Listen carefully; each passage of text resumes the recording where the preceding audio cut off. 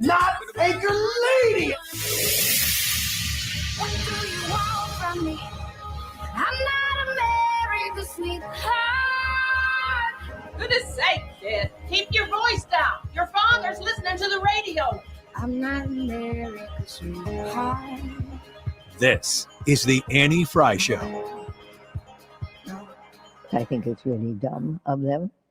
Would I arrest them for doing it? No. I think it's dumb and disrespectful. I would have the same answer if you asked me about flag burning. So there's RBG, Ruth Bader Ginsburg, talking with Katie Couric, who just wrote a book and apparently is, I don't really understand why people write books and just slop all over everybody who they've ever worked for or known. But Katie Couric has, oh wait, yes I do. So people buy their book and they make money. That's why. Of course there's money involved. Welcome to the Annie Frey Show. Happy Thursday. Thanks for joining us. A reminder, you can stream us when you get back to the office or back to your house. If you're out on lunch right now on the Odyssey app, just download the Odyssey app and find 97.1 FM Talks, find the Annie Frey Show, and we'll be happy to continue to talk with you wherever you go. Katie Couric interviewed Ruth Bader Ginsburg. Ruth Bader Ginsburg said what I just played for you there, and then she thought it was not in RBG's best interest to include that in the package that Katie Couric put together on Ruth Bader Ginsburg. For Ruth Bader Ginsburg to be talking about people kneeling for the flag being stupid? Are we serious? I think it's really dumb of them. Would I arrest them for doing it? No. I think it's dumb and disrespectful. I would have the same answer if you asked me about flag burning. So let's talk a little bit of vocabulary here. It's a vocabulary lesson on a Thursday afternoon with the Annie Frey Show. I am not qualified to teach this. However, here I go. You know the word liberal? Do you know any liberals in your life? Do you get along with liberals in your life? Here's the definition of liberal: willing to respect or accept behavior or opinions different from one's own. Open to new ideas. That's what a liberal is. The liberals are not liberals anymore. They're actually the opposite of liberals. Some words that are synonyms of the word liberal: tolerant, unprejudiced, broad-minded, open-minded. How come it is that the Democratic Party, who identifies as being liberal, won't let you think for yourself and calls you names and cancels you when you think differently? God forbid you speak up differently. It's very interesting to me that Katie Couric had it within her to protect Ruth Bader Ginsburg, who was serving on the Supreme Court, to protect her from her own thoughts and opinions. Was she protecting RBG? Because RBG is a hero, right? She's kind of a legend among progressives. RBG is something that all the little girls could aspire to. You know how I know that? I went into a toy store and saw an RBG action figure. A lot of action going on there. And a Bernie Sanders one, and there were no, conservative icons to be found. Megyn Kelly saw the same figures. I think maybe there's a Kamala Harris one involved. There's the same line of toys that I saw, but she saw these in her New York City toy store and was like, "Are you kidding me?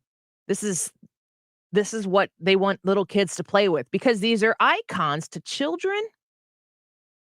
RBG wasn't even an icon to Katie Couric because RBG was not allowed to speak for RBG in an interview with Katie Couric. Isn't that kind of crazy? Doesn't that kind of make you go, wait a second? If Katie Couric did an interview with Ruth Bader Ginsburg, who famously herself did not resign from the Supreme Court because she said, "I don't think that you can put somebody who's as liberal and progressive as I am on the court these days. I think I'm the best you got." And then we got not Merrick Garland. We almost got Merrick Garland. Instead, we got Brett Kavanaugh, and we all saw what happened there. Watching what has surmised from the stranglehold that the Democrat Party has on the media. The media is there to protect these individuals.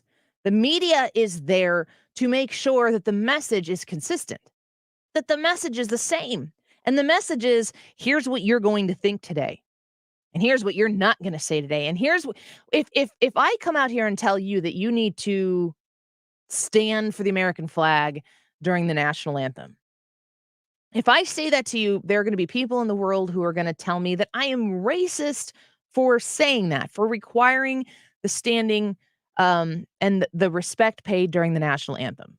If it's in the context of the NFL saying this is what we should do, people will say that that's racist of me to do that. They didn't call Ruth Bader Ginsburg racist. They just didn't play her words. They just edited along the way. And they didn't edit for time, they edited for content. The publicist came back and said, oh, she misspoke and so on and so forth. Well, yeah, she misspoke. She, that's what they say today. She said the quiet part out loud. I'm over that phrase, but here I am saying it. She spoke on an issue which was truly liberal in her sense. When you listen to what she says here, she says she thinks it's dumb, but she kind of even scoffs. She's like, I wouldn't have him arrested for it. I wouldn't have him arrested for having an opinion that I think is dumb. What kind of justice would I be if I thought that? It's the way liberals are supposed to think, and the liberals forgot how to be liberal. They got so wrapped up in power that they forgot how to be liberals that are progressives. Progress, their version of progress, has become so important that they've sacrificed the very thing that made their party attractive, comparatively speaking, to, the stuffy, old school conservative movement that wants to tell you how to live your life and to, steep it in religion and moral standards that you may not agree with. That's for the conservatives.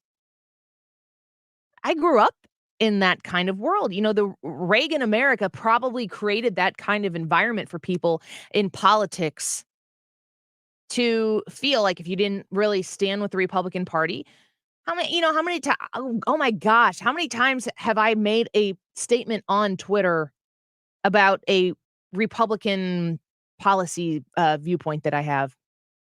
And somebody comes back at me and is like, some Christian you are. And I'm like, what? I mean, what did I just say that invoked any type of religious elitism over you? I have Christian in my Twitter bio. And just because I do, that people don't agree with my politics, they go check my Twitter profile. They see that I'm a Christian. And now they tell me that my politics are wrong, but more so, I'm a hypocritical Christian. These people don't subscribe to the religion that I subscribe to. They don't hold themselves to the standards that I hold myself to as a Christian. But ultimately, my faith in Christ means that I'm a forgiven sinner. So honestly, when I put up there in my Twitter profile that I'm a Christian, I'm really identifying myself as a sinner. In fact, it says that in my profile.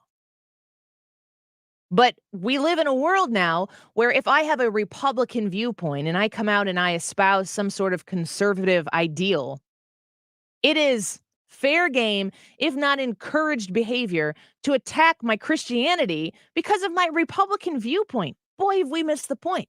Boy, are we way, way off target here. But they know that. So then what most of us end up doing is arguing back your policy point and saying things about being insulted about being a Christian. Those people out there cannot be changed, at least not on Twitter. No points and perspectives.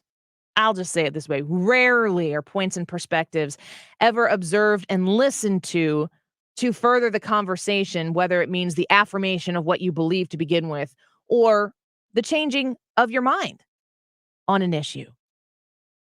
The definition of the word liberal is that it is one who is willing to respect or accept behavior or opinions different from one's own, open to new ideas. That is an antonym to today's Democratic Party. The people who are in charge of the Democratic Party today are the first to sling mud at anybody who dares think differently, who dares to move out of the very strict boundary lines on every particular issue that they have approved to be set out for people to follow. It's the opposite of free thinking. It used to be that the Democrat Party was kind of a hodgepodge of smaller special interests who had one thing in common, and that was this idea of liberalism, where, okay, you guys over there, this lobby over here, I'm not really in that lobby, but I see what you're doing, and I'm okay with your right to pursue that, so let's help each other out. And the other side would say the same thing about the first group, and then they'd form a coalition, and then they'd start winning elections because they had a common interest. Their common interest was liberalism. You know who are the liberals today? Us. Conservatives, people who want the freedom of choice to live their lives the way they choose to live their lives, to have a lifestyle the way they want their lifestyle to carry out. They don't want to bother other people. They don't want to be bothered by other people. And they certainly don't want some sort of top-down edict about what they will do, how they will do it, when they will do it, when they won't do it.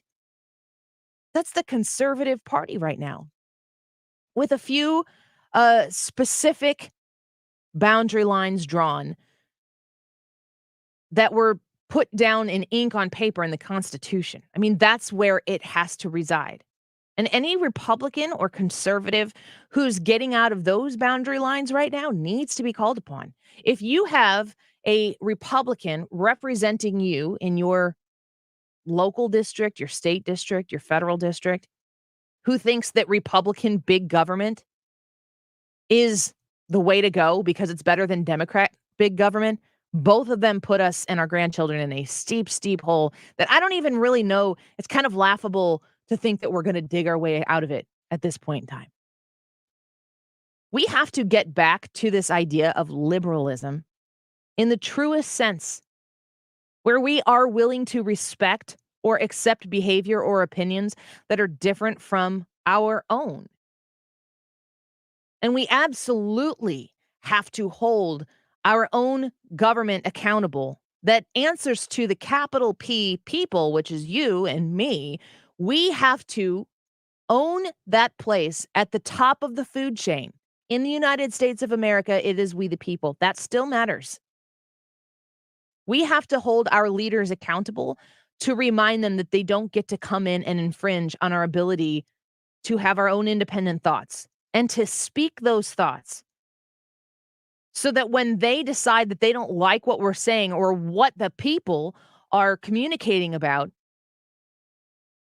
they can come in and label us a specific term, a domestic terrorist.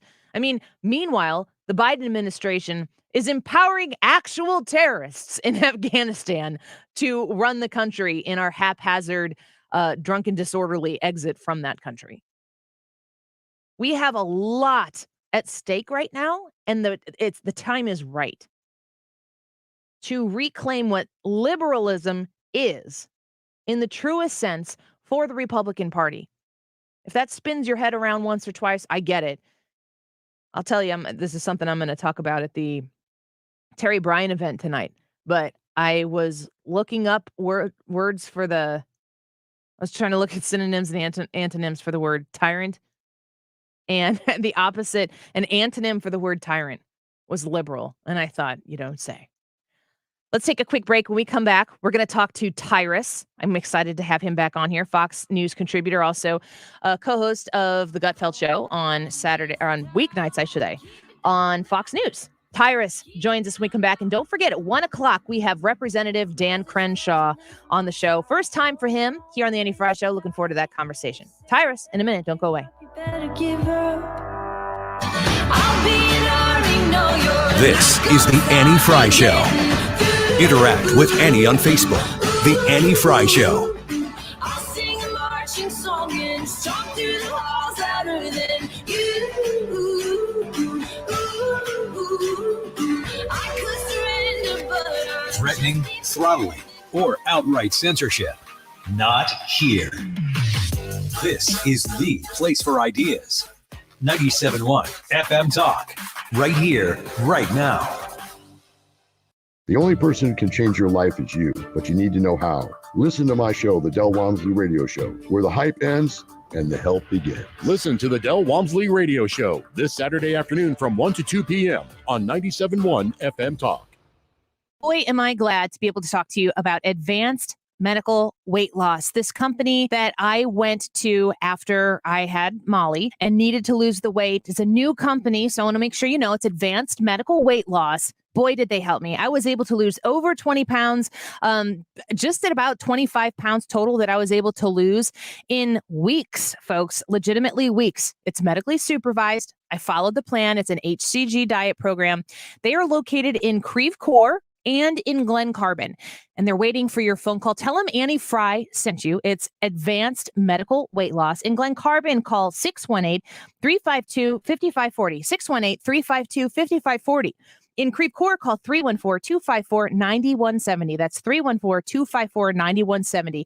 Advanced Medical Weight Loss helped me lose the weight. They can help you lose the weight as well. If you have any questions at all or want to know more, Facebook message the Annie Frey Show page, and I'd be glad to answer them. Give them a call, Advanced Medical Weight Loss. This is a great time of the year to upgrade the energy efficiency in your home with my friends at Window World. Mark Cox here to tell you more about my experience with Window World. They replaced a couple of windows at my house. They were just panes of glass. We wanted to be able to get some airflow into the master bathroom. They came out, they gave us a free estimate, and then had the windows at seams installed in no time. Very professional, lifetime warranty I get, and you get an extra double strength glass on their replacement windows that's not common. So you're getting a great price, simply the best for less. They do front entry doors, rear entry doors if you're looking to replace that back door or sliding glass door in your home. They've got a great selection at Window World. They're also right now offering 18 months, same as cash financing, of course, with approved credit.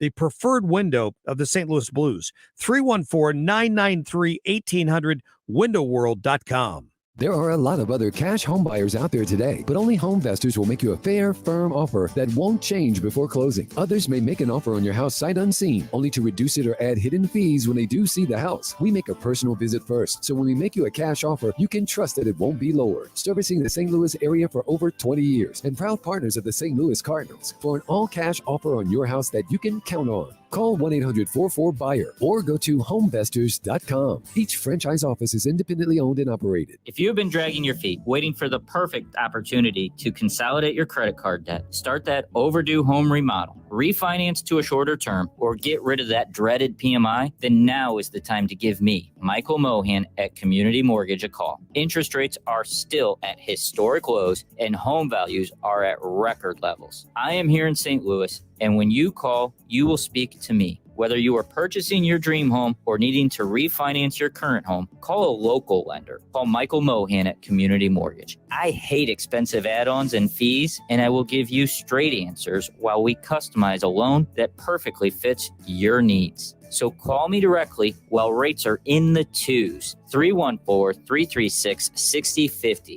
314-336-6050. Online at communitymortgagestl.com.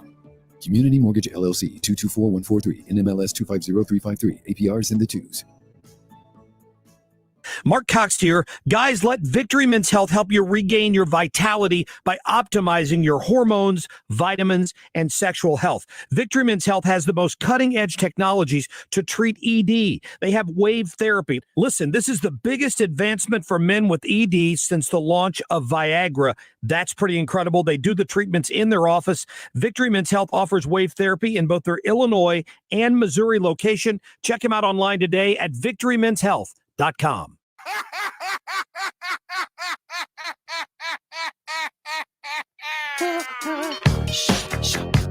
You're listening to The Annie Frey Show. Find the podcast, on-demand audio, and more at 971talk.com/Annie.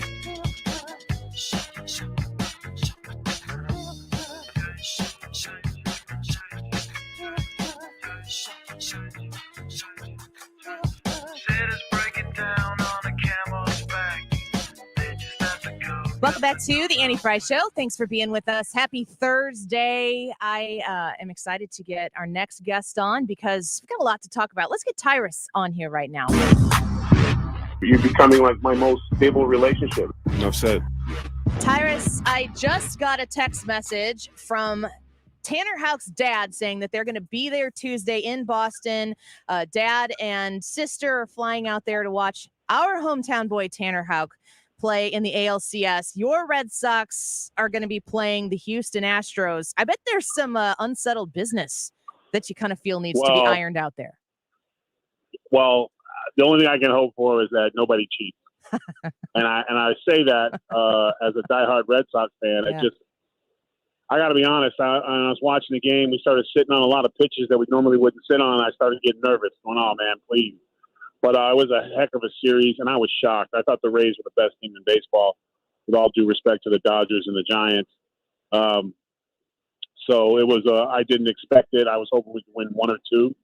You know, they had better bats, they had better pitching, but you know, October baseball is just different. Mm-hmm. It's who's hot and who's not. So I'm excited. Of course, I want to beat the Houston Astros. But we're 2-5 against them, so we don't in series, so we don't do very well against them. So it's going to be interesting series. I'll be watching, and hopefully the world boos for Houston more than the Red Sox. Oh, that's happening. I promise you. Yeah. I want to play this clip for you. This is an interview that was done with the co-founders of Ben & Jerry's. And I find this to be pretty compelling here because if you heard, did you hear the story about Ben & Jerry's? They weren't going to sell their ice cream in Israel anymore because they had a problem with a policy in Israel. Are you familiar with that story? Yeah, that, and there's the other one with the novelist won't allow them to transcribe her book into Hebrew. So there's been quite a couple of kind of weird protests, I guess you could call them. Mm-hmm. Listen to this. This is with the Ben & Jerry's co-founders. But we are against a particular policy. You guys are big proponents of voting rights. Why do you still sell ice cream in Georgia? Texas, abortion bans. Why are you still selling there?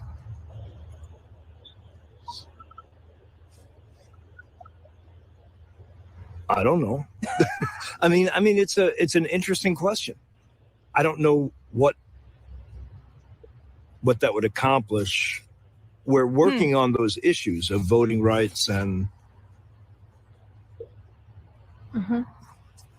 I don't know. I think you ask a really good question, and I think I'd have to sit down and think about it for a bit. It's interesting to me to hear the co-founders of Ben & Jerry's getting involved in some cases, but here in the United States, why are you still selling ice cream in Georgia? My question to you, Tyrus, is I want more than anything a Red Sox Braves World Series because I want the MLB to pull the World Series out of Atlanta when they couldn't have the All-Star game there. Are they going to allow the World Series to be there? What changed in that amount of time?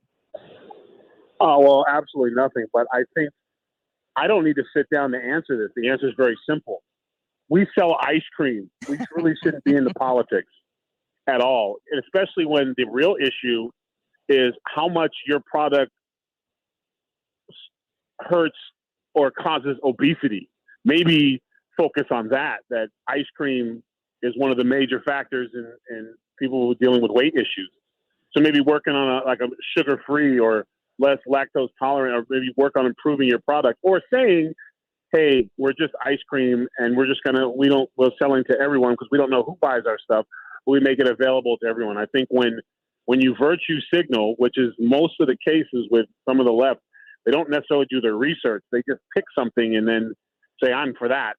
And then when questioned on it, they go, well, that's a really good question. I didn't think about that. Yeah. Wow. You really, I didn't know this was going to be a question interview. I thought I was just going to say I'm protesting this, and then you were going to tell me how I'm a great American and you believe in my struggle and you're so proud of me and my courage is amazing, because that's typically what we hear when someone takes a stand on something now, but they really don't have a solid footing in. I don't know how much people who practice what they're saying is similar to apartheid eat ice cream every night. I don't know if the evil villains of the world are like, wait a minute, you can't get Ben & Jerry's? No. Okay, pull our forces back. I don't know if ice cream has that kind of effect. It depends. It might I'm on gonna me. say no. I can say for myself, like, listen, I love Ben & Jerry's. I think the things they do with brownies and chocolate and vanilla and peanut butter, I think it's phenomenal. But I'm not going to have Ben & Jerry's do my taxes, because as beautiful and delicious as their ice cream is, And plus, based off that interview, I don't think I would allow them doing anything. I wouldn't even let them help my daughter with her second grade math questions. So, which can be tough. So, and you have to do your research. But again, this is what goes back to, if you're going to take a stand in something, have the decency to know what you're talking about. Research. Here's a crazy idea. Both sides of the argument. Try. Oh, you know what? Here we go. Here's my Ben & Jerry's Tyrus ice cream. Here are my ingredients. This is it. 2 parts of investigation, your side, their side. 3/5 empathy. 4/5 think about it. And then just put a whole bunch of things where you just double check, research it. And then when you do speak, be prepared to answer questions. Slow churned. Yes, slow churn. Yes, there you go. We'll split the profit. Process. Tyrus's slow churn ice cream. It's not really delicious, but it'll get you through an interview better than it'll do. I have to sit down. The only thing would have been better in that interview is if he said, well, I have to sit down and think about it. And sir, you are sitting down. Yeah. How about now? Because chances are he was sitting down.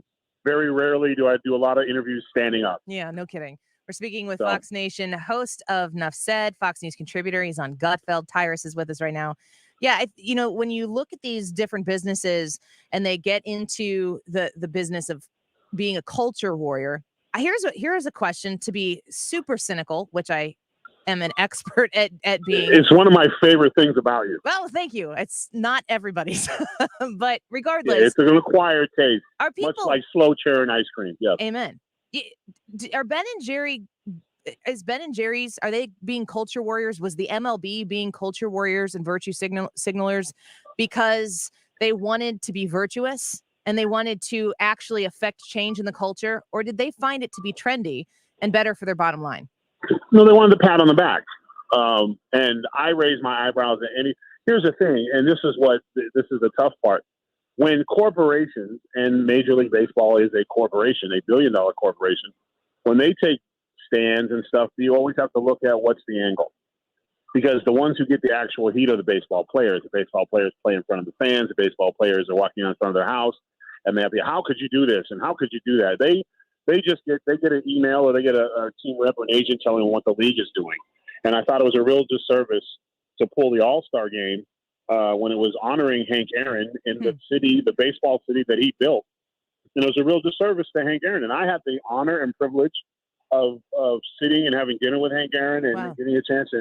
And he was a great human being. And to besmirch that, to make a point that nobody even remembers, to me is laughable. So, again, we have to get used to the double standard and the hypocrisy, because there's no way that they're going to pull Atlanta out of the World Series. I mean, they're not going to do it unless you're going to give us all the home games in Boston. And you know what? I'm fine with that. Are you going to be? Is your campaign now? I'm fine with that. Or I'd be willing. I'm fine with we play the other games in Yankee Stadium, because then that would just be really great for me to be the Yankees. We're in your house. No, we're not picking up after ourselves.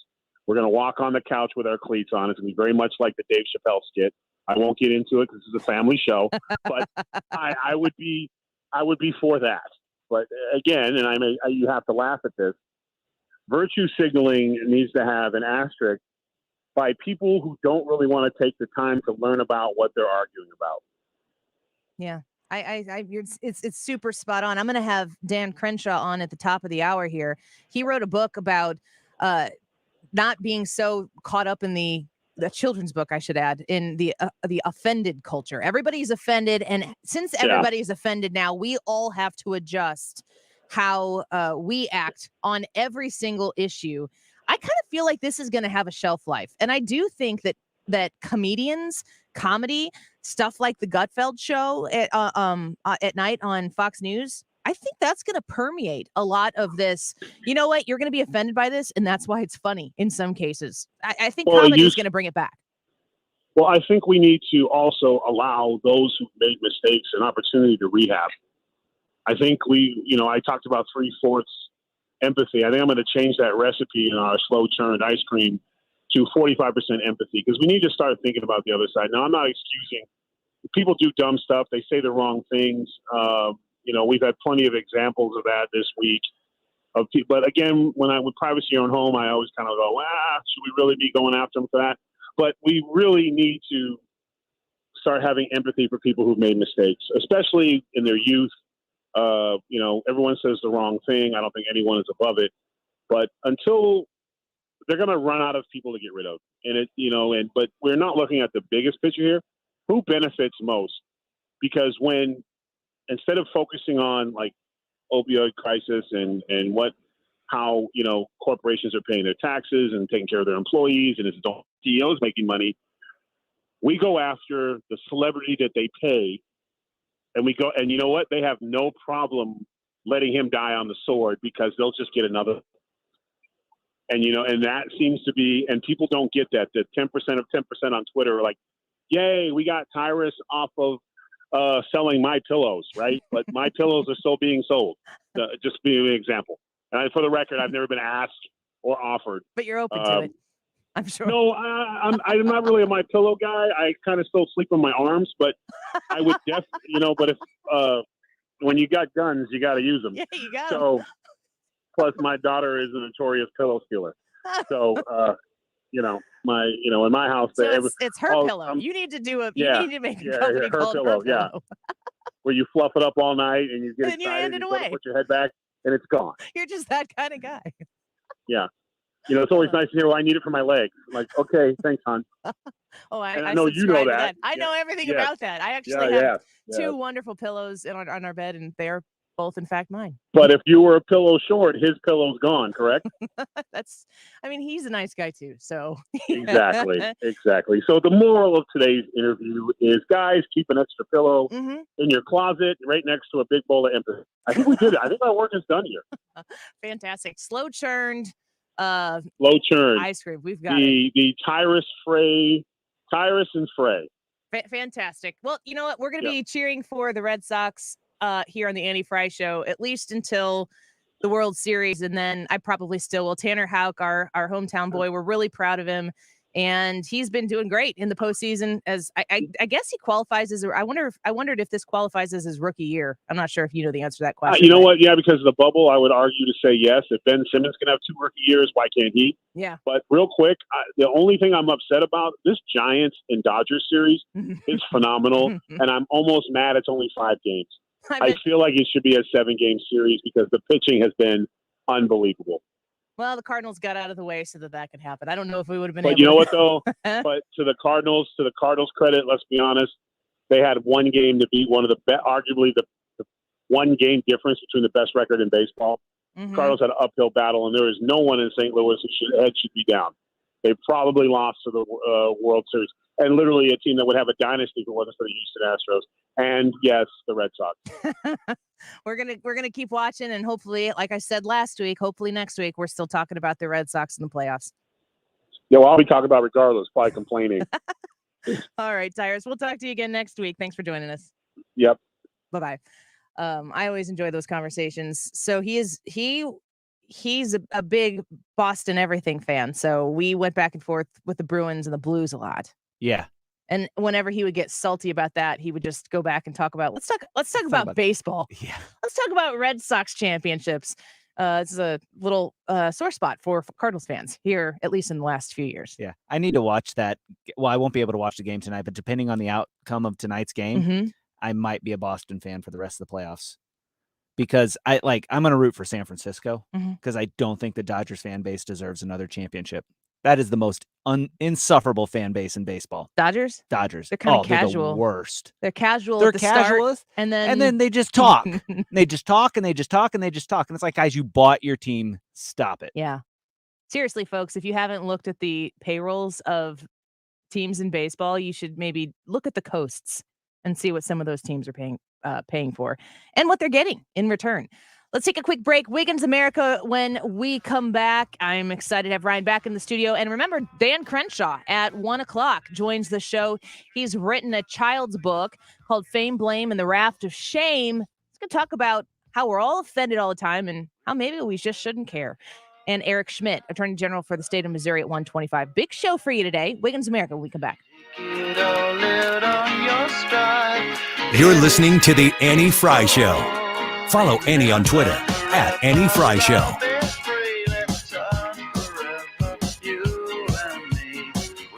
Mark Reardon Show. Gerard Baker from the Wall Street Journal. The Biden administration is treating its political opponents as though they are domestic enemies, as though they are enemies of the state. There's no need for the FBI. There's no need for this to be federalized. Weekdays from 3 to 6. You're listening to the Annie Frey Show live from the Air Comfort Service Heating and Cooling Studio. Air Comfort Service is celebrating 52 years of residential and commercial service, maintenance, and installation of heating and cooling systems.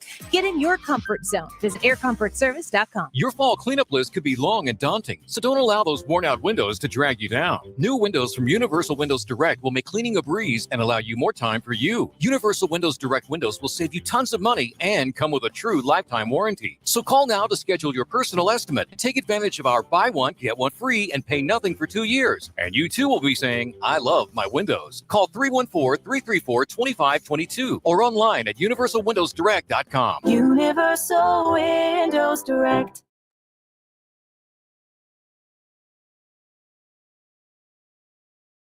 Thomas Helbig of the Retirement Advisory Group is 314-993-9494. That's 314-993-9494.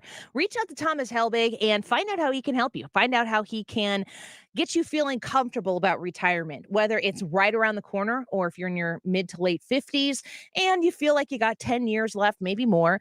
Maybe you're looking at the economy right now and you're saying, I need to make sure I get this on lockdown at this very moment so that I can be flexible when I want to retire. I've talked to some people in my family even, who had an idea of when they wanted to retire. They got to that age and they said, you know what, I don't really want to quit today. I'm just going to go until one day I just decide, yeah, now I'm done. Maybe that's you, but you need to know that the finances are in order and supporting you. You've worked really hard for it. Thomas Helbig and the Retirement Advisory Group is where you can have the confidence that your hard work is going to literally pay off. 314-993-9494. That's 314-993-9494. You can also check them out online for that no cost, no obligation retirement review at retirementkey.com. Create your dream ring with one of Shane Company's unique gold or platinum settings and add the loose center natural diameter gemstone of your choice. Now you have a friend in the jewelry business. Shane Company and shaneco.com. We've all seen the news, and if you haven't been thinking about cybersecurity in your business, you probably are now. It's never been more important than it is today. At Acropolis Technology Group, we're having these conversations daily, and they primarily fall into one or more of these three categories. One, I'm renewing my cyber liability coverage, and my insurance company is asking me to check boxes that I can't check. How do I fix it at a reasonable cost? Two, I'm so integrated with my suppliers, business partners, and customers, they're asking me the same questions. We're only as strong as our weakest link, and I'm concerned we aren't doing enough. Or three, most of my employees get it, but there are a few that I'm really concerned could expose us to a ransomware attack by accidentally clicking on the wrong link. How do I educate them and lessen my risk? If you're concerned and not sure what to do, we can help. Security is a layered strategy that begins with a conversation. Let's start that conversation today and visit us on the web at acropolistech.com. That's acropolistech.com. Protect, optimize, grow. We are Acropolis Technology. Hi, this is Lance Drury. If you have payroll tax problems, you have serious legal problems, you need an attorney. Call 314-260-6120 or toll free 888-367-6512 or visit LanceDruryLaw.com. Paid actor endorsement. Individual rates, coverage offerings, and savings may vary. Subject to terms and conditions. Not available in all areas. As a small business owner, I'm trying to build my business while keeping costs down. So imagine my surprise when I heard Pi Insurance on the radio saying I might be overpaying for workers' comp. Pi said they could save small businesses like mine up to 30% on workers' comp coverage. It sounded simple, so I went to trypi.com, got a quote in 3 minutes, and ended up saving thousands. Pi Insurance is a breath of fresh air. Their team put me at ease by explaining my policy and making sure I only paid for what I needed. It felt great to know I was protecting my employees while saving money. It's easy to see why Pi is rated excellent on Trustpilot by customers. If you're a small business owner, check out Pi Insurance for workers' comp. Ask your agent for Pi, or see how much you can save in 3 minutes at trypi.com. That's TRYPIE.com. Up-to-the-minute traffic reports, so you don't have to keep looking at your phone. Dependable traffic on 97.1 FM Talk. Driven by Ambassador Midwest Floor Company, the best way to deal with in-home traffic. Experience more at Ambassador Midwest Floor. This is The Annie Frey Show. Interact with Annie on Facebook. The Annie Frey Show. You keep saying you got something for me. Something you call love, but confess. You've been a messin' where you shouldn't have been a messin'. And now someone else is getting all your best. These boots are made for walking, and that's just what they'll do.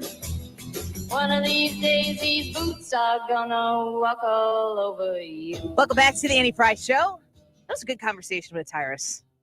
I'd love talking to him. Real quick before we get to Wiggins America, Riley on the Annie Frey YouTube channel says, hey, can you please say hi to Russell Bono?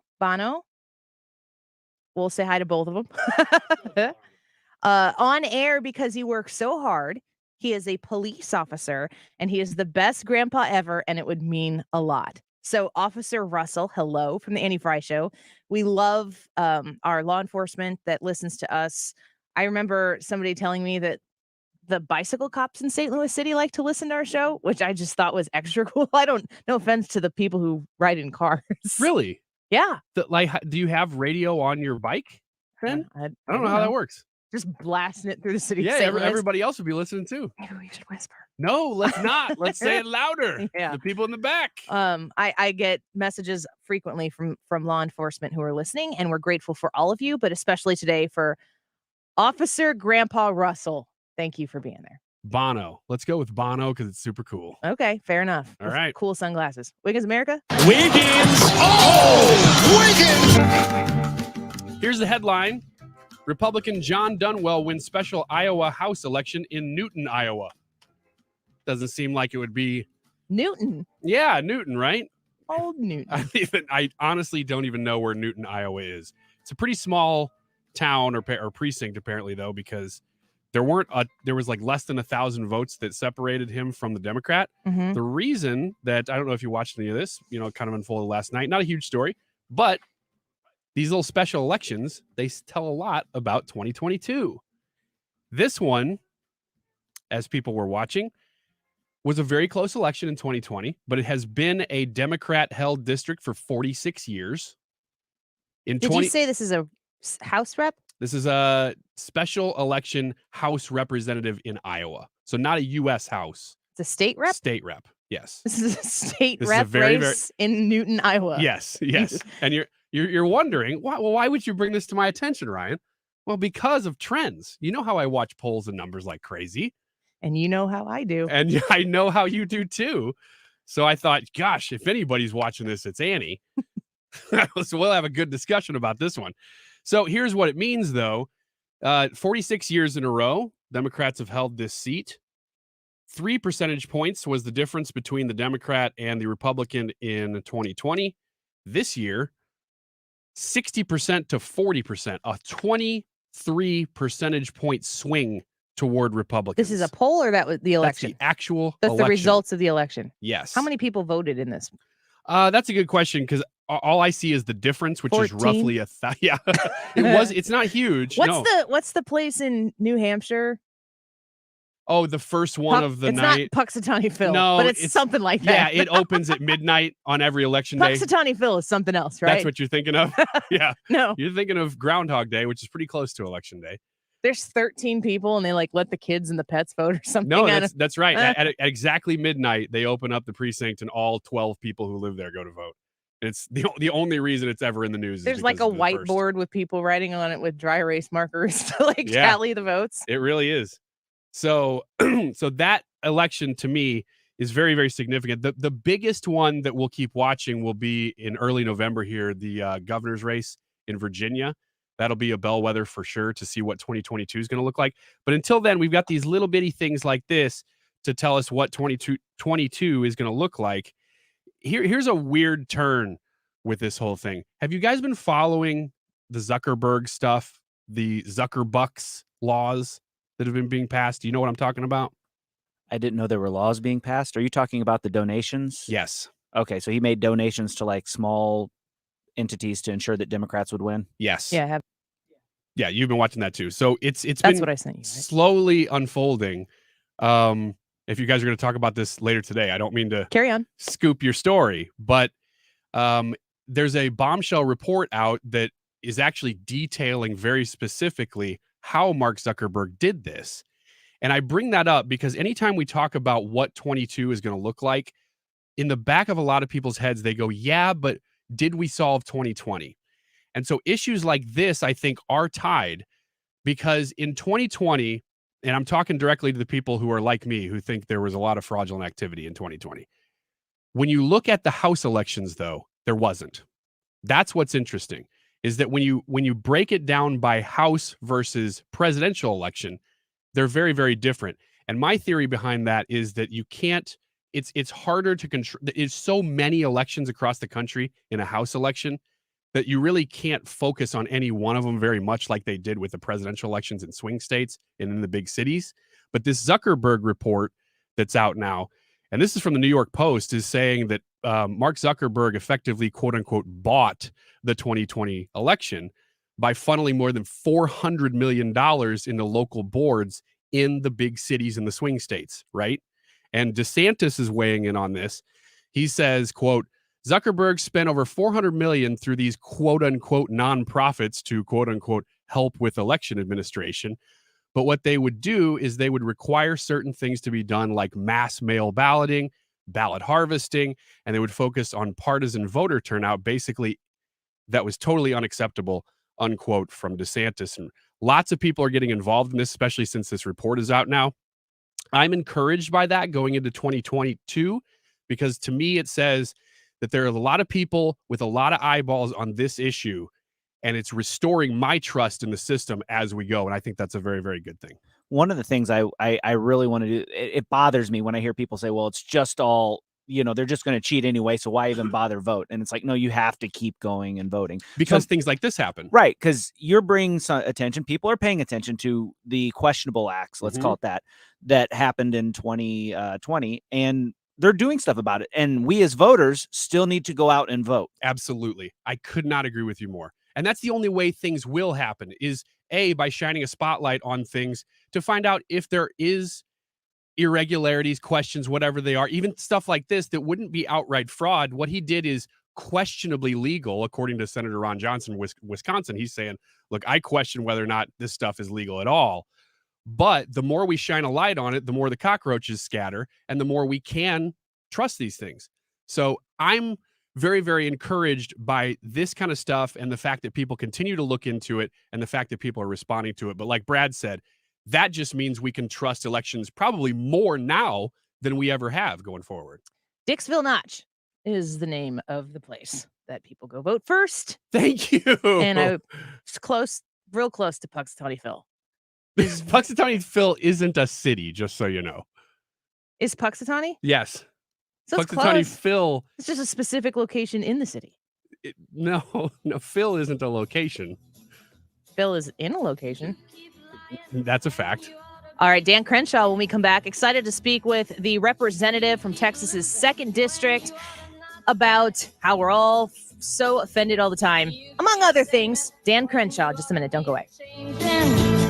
I think that the pandemic has done a lot of things that has affected the way we approach life. It's changed our perspective. How could it not?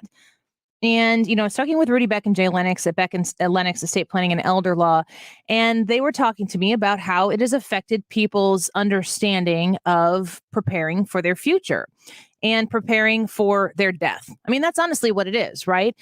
Have you thought about your estate plan? And, I guess in my mind, I always think of like estate planning. That's something that you do when you get older or you're getting close to retirement or past retirement. If you have dependents, like I have dependents right now, that are relying on you for care, you need to make sure that you have this stuff taken care of. Rudy Beck and Jay Lennox and Carolyn Diker are the people that are ready to take your phone call. Reach out to them at 636-946-7899. That's 636-946-7899 and get a free consultation. You can find them online at beckelderlaw.com. Hi, this is Ken And Lori Heisey of Heisey Advisory Group. We're dedicated to helping individuals and families work toward their financial goals. If you're retiring soon, join us Saturday at 9:30 a.m. for your Retirement Highway. Investment advisory services by individuals through AE Wealth Management, LLC. Don't fall behind on your garage door maintenance. Call Overhead Door Company of St. Louis for our 26-point tune-up. It's only $89.95. That's one price for up to 3 garage doors and openers. The Overhead Door brand is celebrating 100 years, a legacy of greatness. Always look for the genuine, the original red ribbon of Overhead Door Company St. Louis. Schedule online at overheaddoorstlouis.com or call 314-781-5200. Jewels on Hampton and St. Louis Hills is paying some of the highest prices on gold, silver, diamonds, semi-precious colored stones, coins, flatware, and fine watches on site. Jewels on Hampton is a premier jeweler featuring Alvanza's jewel art designs with an exquisite selection of diamonds, semi-precious stone jewelry, and vintage watches. Their expert design team can restyle your jewelry to today's contemporary style. They also do jewelry and watch repair. Need extra cash? Jewels on Hampton is paying some of the highest prices on gold, silver, diamonds, semi-precious colored stones, coins, flatware, and fine watches. Bring in your collectibles and clocks and sports memorabilia and figurines too. Jewels on Hampton, 4506 Hampton, just 3 blocks south of Chippewa, and jewelsonhampton.com. Call them at 314-752-5000, 314-752-5000, and jewelsonhampton.com. Jewels on Hampton. Ricky's Compass is a 501c3 nonprofit focused on shattering the stigma that surrounds mental health, and they want to give you a platform to share your mental health journey. Visit rickyscompass.org today and shatter the stigma that surrounds mental illness. KFTK FM Florissant, driven by the Bomarito Automotive Group, 97.1 FM Talk. An Odyssey station.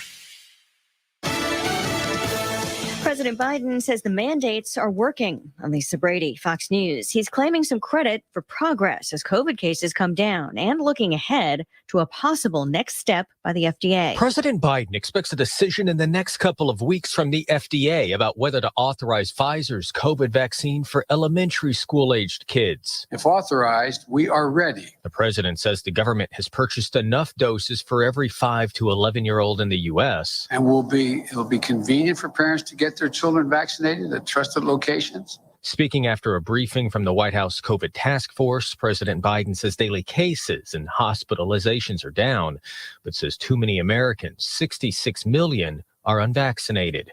At the White House, Jared Halpern, Fox News. Today, an FDA panel is considering the booster shot application from Moderna and Johnson & Johnson. An update on the military's vaccine mandate. The U.S. Navy now plans to kick out sailors who refuse a COVID shot without a pending or approved exemption. Over 98% of active duty sailors are already vaccinated. The House committee probing the Capitol riot now plans to vote next week on holding a former Trump White House aide in contempt. Steve Bannon says he will not provide documentation and oral testimony to the House's January 6th committee investigating the Capitol riot. Because of that, the panel could file contempt charges against Bannon, who has claimed he is shielded by executive privilege. The Biden administration has rejected any claim to that attempt to avoid the committee's call. So far, the House committee has issued 19 subpoenas, many of which have gotten cooperation, including from Trump White House Chief of Staff Mark Meadows. He's set to be deposed Friday. Fox's Gernal Scott. Meantime, a judge in New York is ordering the former president to sit for a videotaped deposition as part of a lawsuit involving anti-immigrant rhetoric. America is listening to Fox News. Saturday, October 23rd, is National Prescription Drug Take-Back Day. Remove expired or unused prescription stimulant medications from the home quickly to help reduce the chance that others may accidentally take or intentionally misuse the medicine. According to the FDA, the best way to dispose of unused medications is through drug take-back programs or registered collection sites. For more information or to locate the Take-Back Day location closest to you, go to DEATakeback.com. This message is paid for by Adlon Therapeutics. COVID is spiking again, and it's just not clear how to keep your family safe. Fever is the leading symptom of COVID. And the only way to reliably detect it is with an accurate thermometer. Be vigilant and be accurate with the Exergen Temporal Scanner, whose accuracy has been proven in more than 100 clinical studies. Don't rely on non-contact thermometers. They are proven to be inaccurate and will not reliably detect a fever that might mean COVID. Learn more at Exergen.com. Air Comfort Service heating and cooling weather. Temperatures a little bit cooler this afternoon. Let's think low 70s, but the weather hasn't changed at all. Periods of showers, a couple of non-severe thunderstorms. Not raining all the time. Tonight, a couple of showers, a couple of thunderstorms, a little cooler, 59. Friday, interesting day. Periods of showers, a couple of non-severe thunderstorms, 70 to 72, but that's Friday morning. Our temperatures dropping back into the 50s Friday afternoon. The rain is gone for Friday night football games. This is 97.1 FM Talk Chief Meteorologist Dave Murray. Cancel culture. Yeah, cancel culture is not some new phenomenon. The erasing of conservative thought. It's something that we've actually seen occur throughout history. Toe the line or get canceled. These policies are what the science tells us we need to do. It won't happen here. Get out of the way of progress. Where St. Louis comes to talk. We need to somehow come together as much as we can, and you are not helping with that. Right here, right now. 97.1 FM Talk. At Diamonds Direct, we never take you for granted. We understand you always have a choice. That's why this week, we want to take pause to say thank you.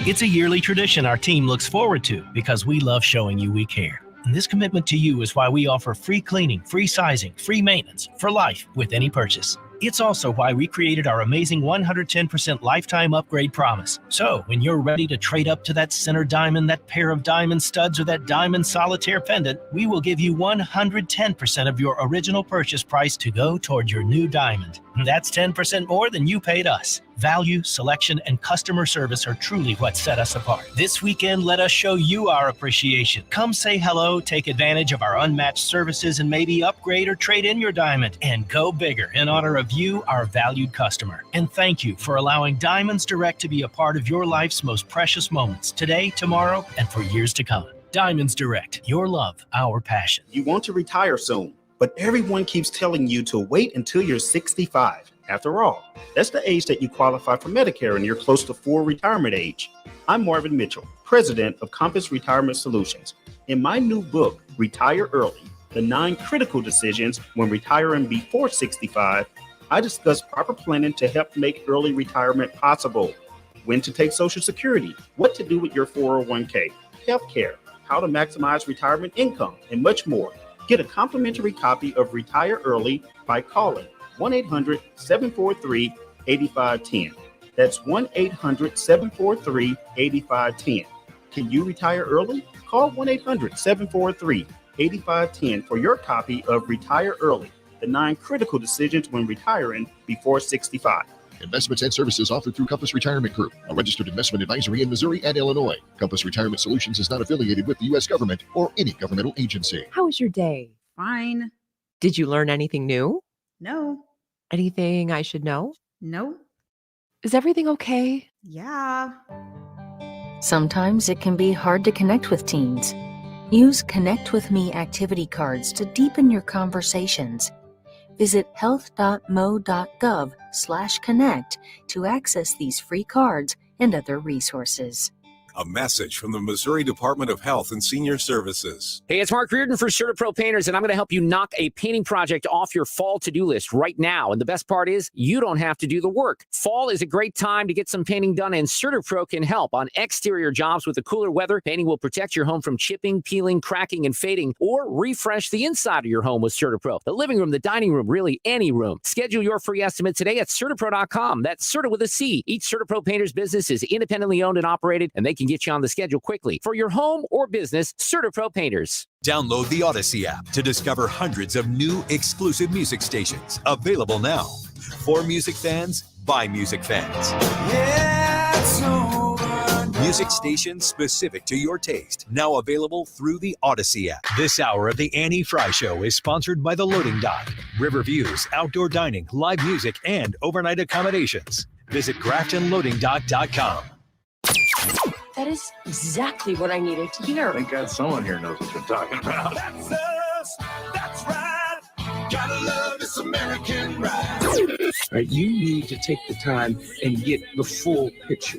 Come on, turn the radio on. It's Saturday and I won't be long. Don't get me wrong, I love the ladies. I mean, they rev my engine, but they don't belong in the newsroom. It is Anchor Man, not Anchor Lady. What do you want from me? I'm not America's sweetheart. Goodness sake, kid. Keep your voice down. Your father's listening to the radio. I'm not America's sweetheart. This is the Annie Frey Show. Welcome back to the Annie Frey Show. Appreciate you being with us here. Just a reminder, tonight is that Terry Bryant event that I will be speaking at. Brad, you're going, right? I am. Excited?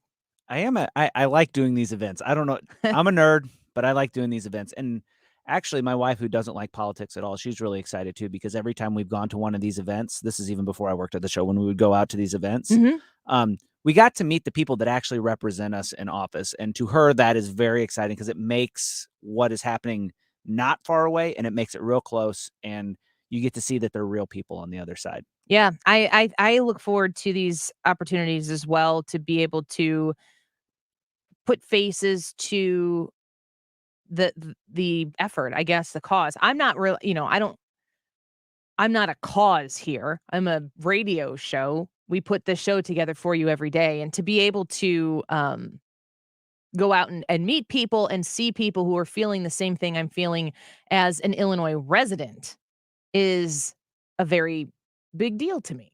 I mean, you went to that Illinois policy. Did you go to both Illinois policy events we did, or just the Christmas party? Because we had Illinois policy come in and they did a panel. I didn't go to the panel. I went to the Christmas party, and then the other big event that I went to was the Illinois Rising thing in Collinsville. Oh, yeah. When Governor Rauner came by. He showed up. So that was pretty cool. That went well.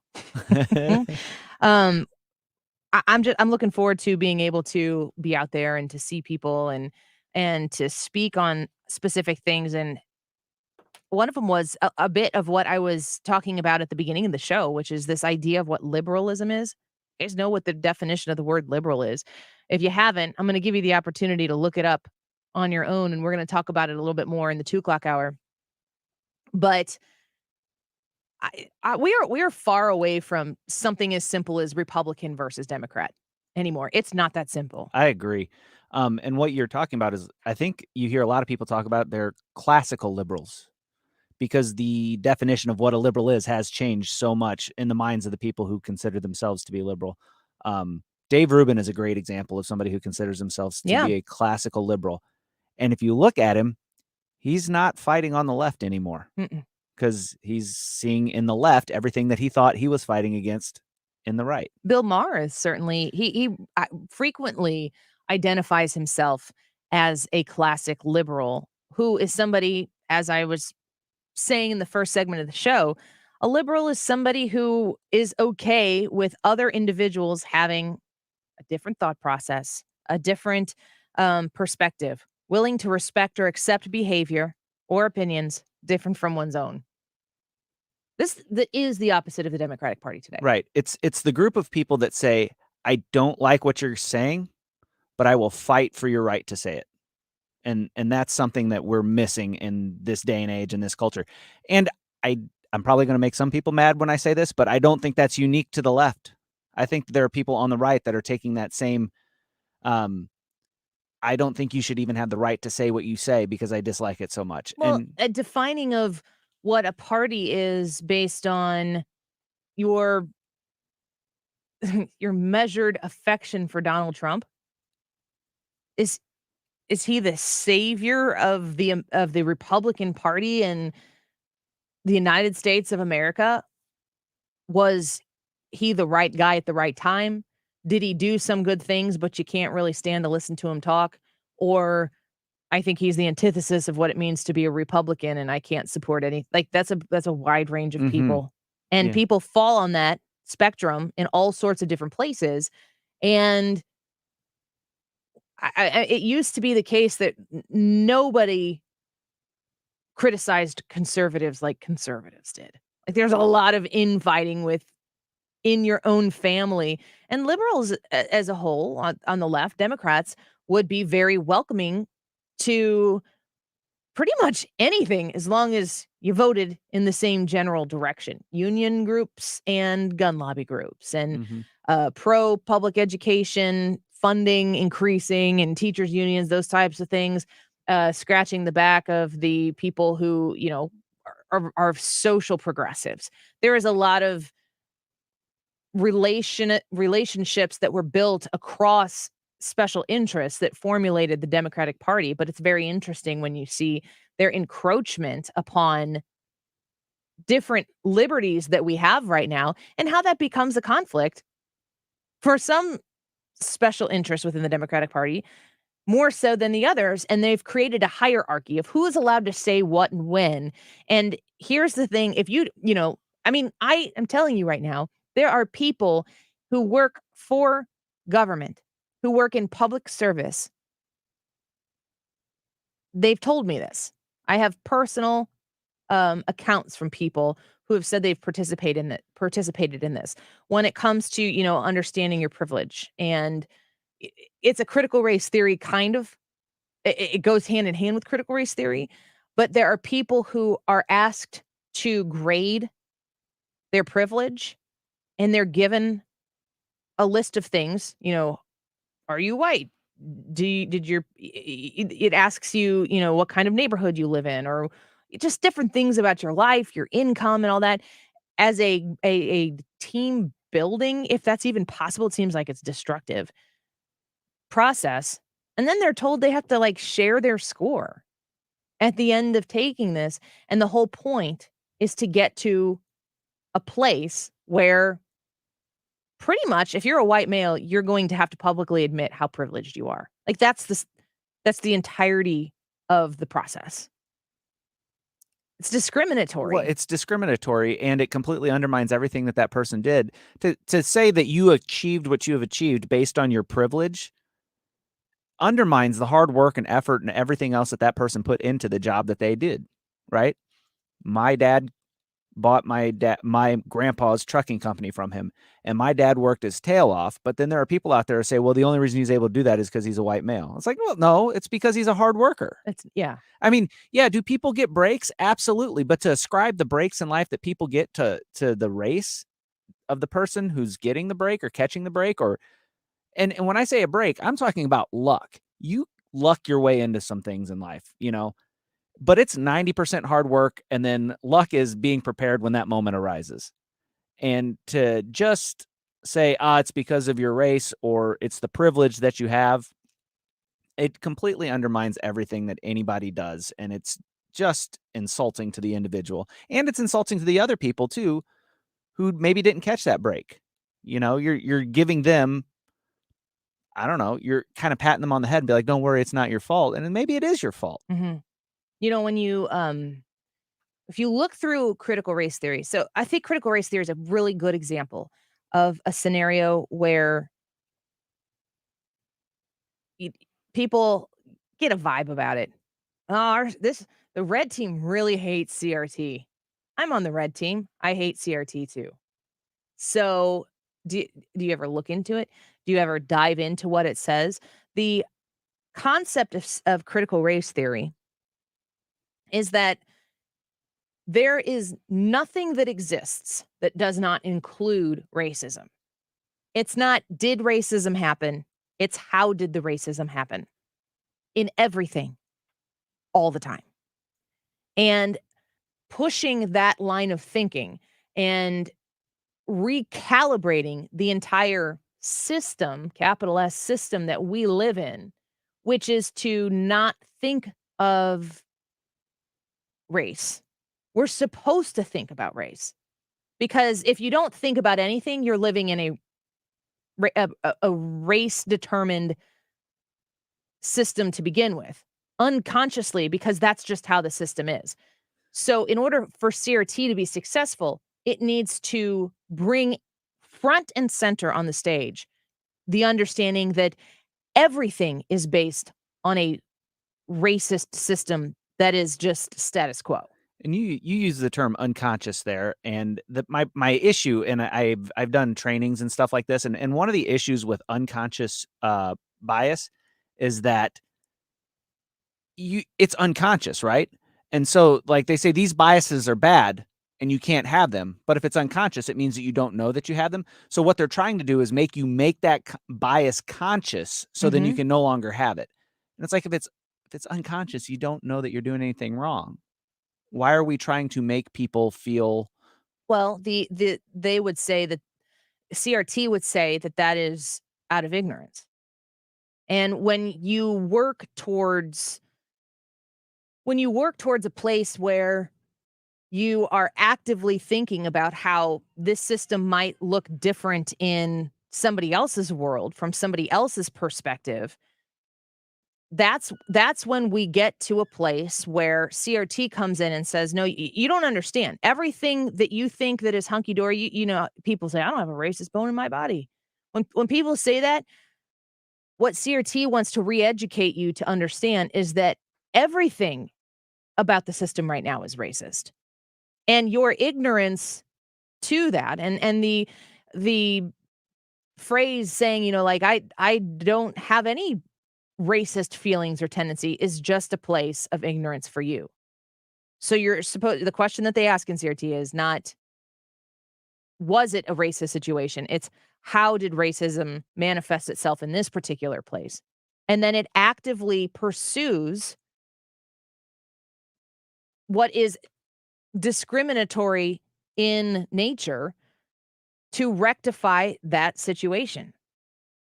I can read to you from some of the stuff that people who have put CRT together, have what they say about this. Critical race theory teaches that the only remedy to racist discrimination is anti-racist discrimination. So if you're just passive in a scenario, that's not anti-racist. You have to actively be anti-racist. The only remedy to past discrimination is present discrimination, and the only remedy to present discrimination is future discrimination. So when you don't understand where your racism comes in, there are going to be things that are going to need to be implemented to teach you what you were too ignorant to know, which is why people have in their trainings. I mean, this is not just in the public sector. This is absolutely in the private sector of where as well. You have like race conscious bias training that will show you scenarios and test you on scenarios to see, like, here's a situation in front of you. Did you see the racist thing that took place here? They want to educate you on that. If you're somebody who has only ever lived in a monolith neighborhood, you might not understand other cultures. Doesn't have to be a skin color difference. It could be a religious difference. Look at Europe. They're not the melting pot that we are. The Italian culture and the German culture and the British culture and the Swedish culture, these are all very different people who look European white in America. Mm-hmm. And if you bring those people into the United States of America, they're going to all have very different cultural things that you could be insensitive to or ignorant to because you just don't know a whole lot about it. So learning about people and being exposed to people and being in, relationships with people who are in your church family or in your neighborhood family or in your work family, that's how you become educated and less ignorant on these things. But it's not your ignorance isn't automatically used against you to remind you of how bad of a person you are for a specific reason that you can't control. And what that is discrimination.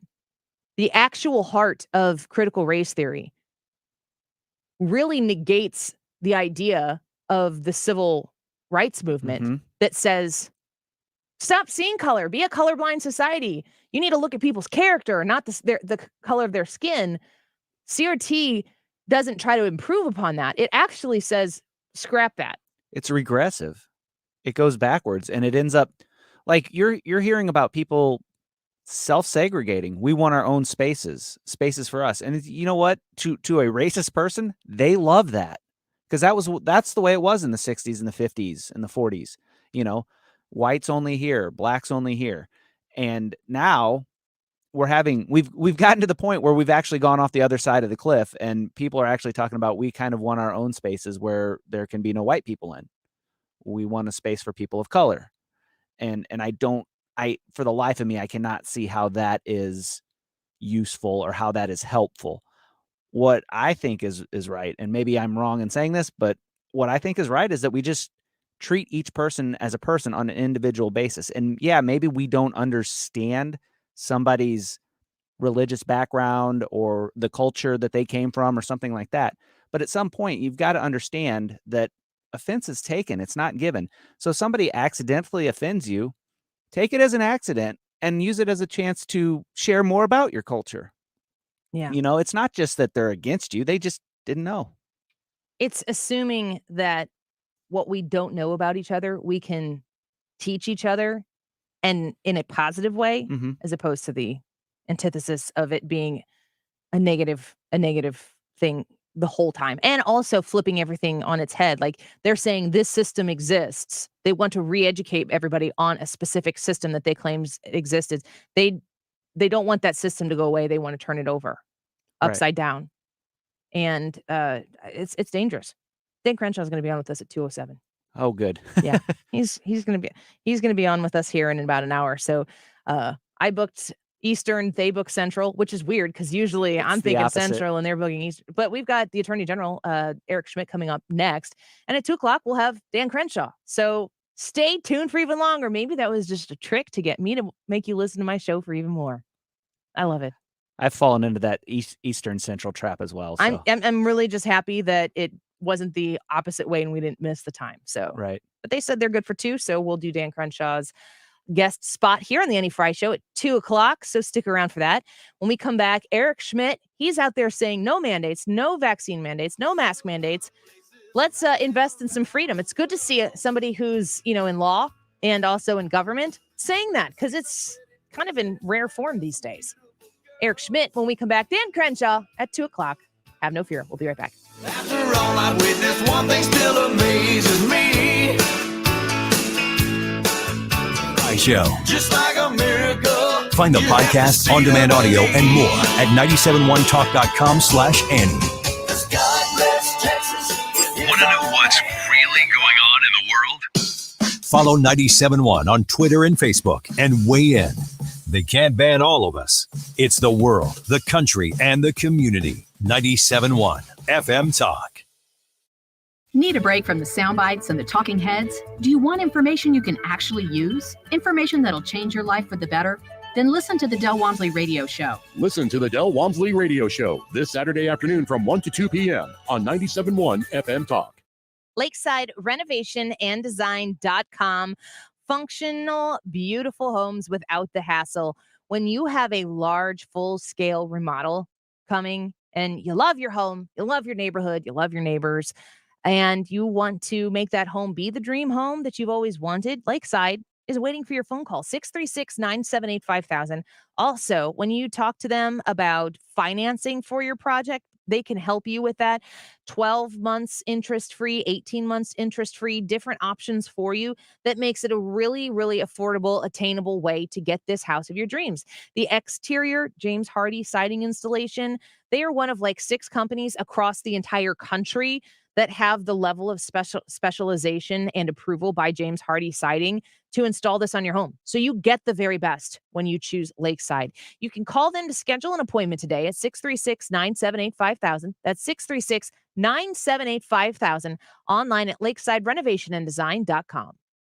Hi, this is Lance Drury with the Lance Drury Law Firm here in St. Louis. I've been warning our clients that IRS employees are back at work since mid-July, and their collection efforts have ramped up. Well, sure enough, it looks like it's happening. So if you have unfiled tax returns, wage levies, bank levies, or tax liens, now's the time to call the Lance Drury Law Firm before the IRS calls you. Tax resolution plans are based off your current income. So if your current income is less than normal due to the COVID-19 pandemic, this is precisely the time for the Lance Drury Drury Law Firm to help you. Your consultation is free, so don't put it off. The Lance Drury Law Firm focuses solely on tax resolution law. It's all we do. And if you have IRS problems, you have legal problems. Let us use our tax law resolution experience to guide you and work on your custom resolution plan. Call now. It's free and confidential. Call me, Lance Drury, at 314-260-6120 or go to Lance, DRURYlaw.com. The choice of a lawyer is an important decision and should not be based solely upon advertisements. I lost weight with advanced medical weight loss. Annie Frey here to tell you how you can lose a lot of weight without excessive exercise, drinking shakes, or eating expensive prepackaged food. It's advanced medical weight loss. They have 2 locations on each side of the river, one in Glen Carbon, 618-352-5540. In Glen Carbon, 618-352-5540. And advanced medical weight loss in Creve Coeur, 314-254-9170. In Creve Coeur, 314-254-9170. Get your free consultation today at Advanced Medical Weight Loss. If you've been dragging your feet, waiting for the perfect opportunity to consolidate your credit card debt, start that overdue home remodel, refinance to a shorter term, or get rid of that dreaded PMI, then now is the time to give me, Michael Mohan at Community Mortgage, a call. Interest rates are still at historic lows and home values are at record levels. I am here in St. Louis, and when you call, you will speak to me. Whether you are purchasing your dream home or needing to refinance your current home, call a local lender. Call Michael Mohan at Community Mortgage. I hate expensive add-ons and fees, and I will give you straight answers while we customize a loan that perfectly fits your needs. So call me directly while rates are in the 2s. 314-336-6050. 314-336-6050. Online at communitymortgagestl.com. Community Mortgage LLC, 224143, NMLS 250353, APRs in the 2s. Do you think that you've missed your chance to sell your home because spring and summer are gone? Well, not to worry. September, October, and November are historically fantastic months to sell a home in St. Louis. I'm Christina Straight, owner of Straight Realty, and with inventory so low, now is the perfect time to talk about listing your home. Why pay more than $4? 314-441-4444. 314-441-all-4s. Straight Realty is a licensed broker in the state of Missouri.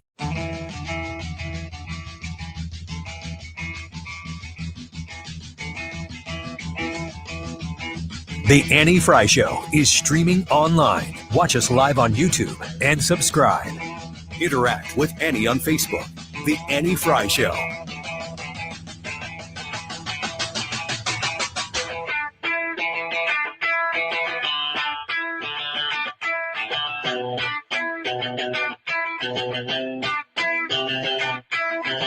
Can't stop addicted to the shindig. Chop, chop, it says I'm gonna win. So I think the coercion is just totally wrong. I think it's destroying trust in public health to the extent that there was still trust left over after all the stuff that's been done. But I think it's really, really negative, and I think you're going to end up driving people away. Ron DeSantis, governor of the free state of Florida. So good to drive across that river and be in the free state of Missouri. It's interesting to me to compare people coming into Illinois and like it seems like when they come over, they're like looking around like, what am I supposed to do? How am I supposed to do? It's like you don't know how to Illinois. Well, whatever you think you should be doing, you're probably allowed to do less of it. Yeah, I mean, if you're driving over to Southern Illinois, it's all right.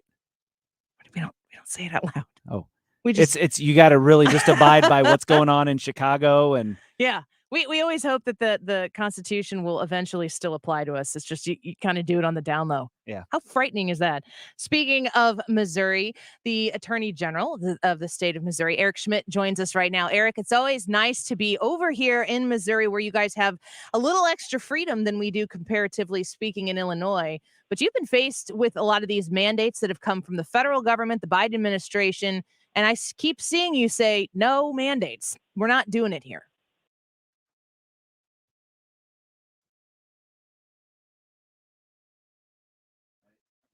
Is he there? Can you hear us, Attorney General?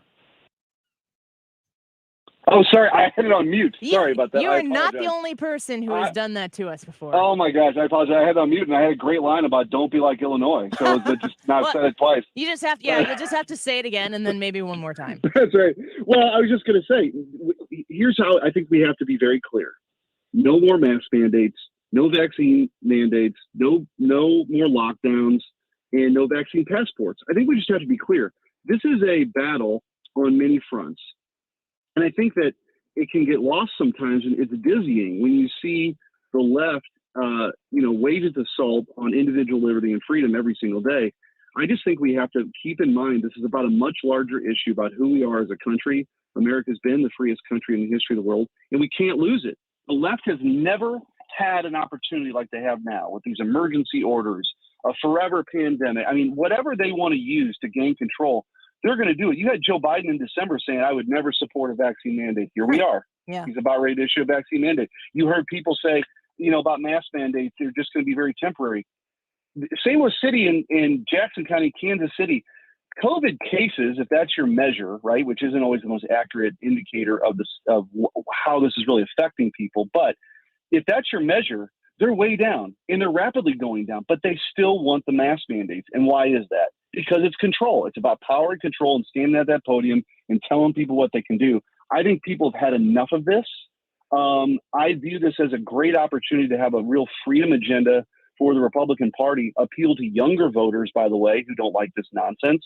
If you're under the age of 25 and you're relatively healthy, you got about a 1 in a million shot of dying from COVID. Yeah. Okay. And if you've been vaccinated, I think I've said this on your show before, you are as likely to be struck by lightning and be killed, and 1.5 times as likely to die from a dog attack.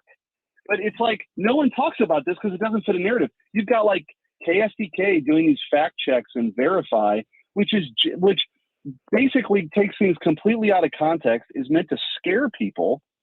And I think it's very unfortunate, but that's where we're at. And I think we have to stand up and we have to fight back. Eric Schmitt's on with us right now, the Attorney General for the state of Missouri. You bring up good points, like the goalposts keep being moved. What is the Biden administration, or the J.B. Pritzkers of the world? What do these very controlling Democrats need to see happen to take their hands off the reins? Have they ever said? No, they won't answer that question. And by the way, in these lawsuits, like we've beaten St. Louis County over and over and over in these mask mandates, but in the discovery, so like tucked away that doesn't get talked about on the front page or any of these news stories, we've asked them as part of our lawsuits, hey, what are you basing this on? What's your criteria to get back to quote unquote normal? They won't answer any of that stuff because here's the truth. It's all based on lies.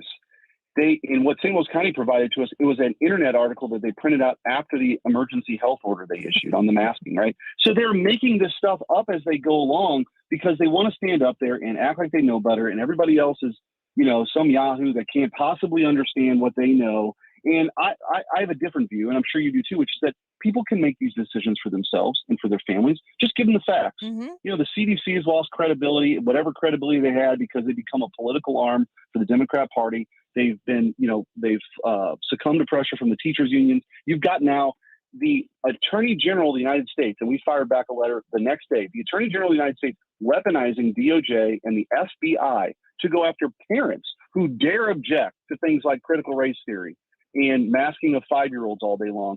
These parents who are showing up, who are tired of this stuff, are now being targeted by federal law enforcement. I mean, this is very, if anybody's ever read 1984 by George Orwell, this is what it's like, right? Like, it's amazing that it's happening right now, and they don't want to let this opportunity go away because they view it as a chance to remake America. And I mean that sincerely. And so we have to fight back, and why I have been just unapologetic about this. I don't care where they want to do it. If they want to, I'm going to be there because I think this is a fight to save our republic. I really do. You said the remaking of America there, and what I was going to ask you is, I could ask you about, is Missouri a border state? Is the immigration problem on our southern border affecting Missouri? Well, of course it is. Everybody knows that it's affecting every state across the country.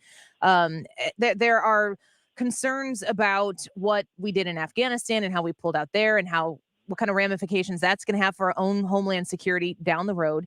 You see what the Biden administration is paying attention to and is not paying attention to, and what their focus is right now is parents and school board meetings. I wish we had more parents and school board meetings. I wish we had more parents who said, forget about this. I'm going to change the school board. I'm running for school board. I don't know how to do this or what I need to get to get on the school board, but I'm going to give it a shot. We need more, not less. And I think we're starting to see that across the country because they don't want the country to be changed. I agree. And my advice or my encouragement is keep showing up. Keep showing up. Don't let this dissuade you, because don't think for a second that's not what that letter was about. That letter is about quelling dissent. It's about seeking to criminalize dissent and political opposition. And our answer to that in this country should be, that's not going to happen. My answer to them is, you don't have any federal jurisdiction to do it anyway. But I think you're right. Look, think about, I mean, I'm not making, like, if you sound like somebody who's, delusional if you were to have said this 5 years ago, but here's what the Democrat agenda is right now. Open borders and amnesty. Okay.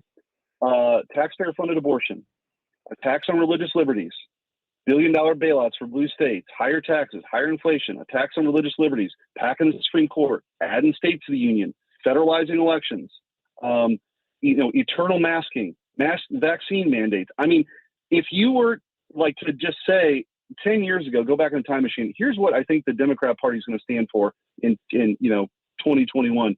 Most Democrats would have looked at you and said, there's no way. But here we are.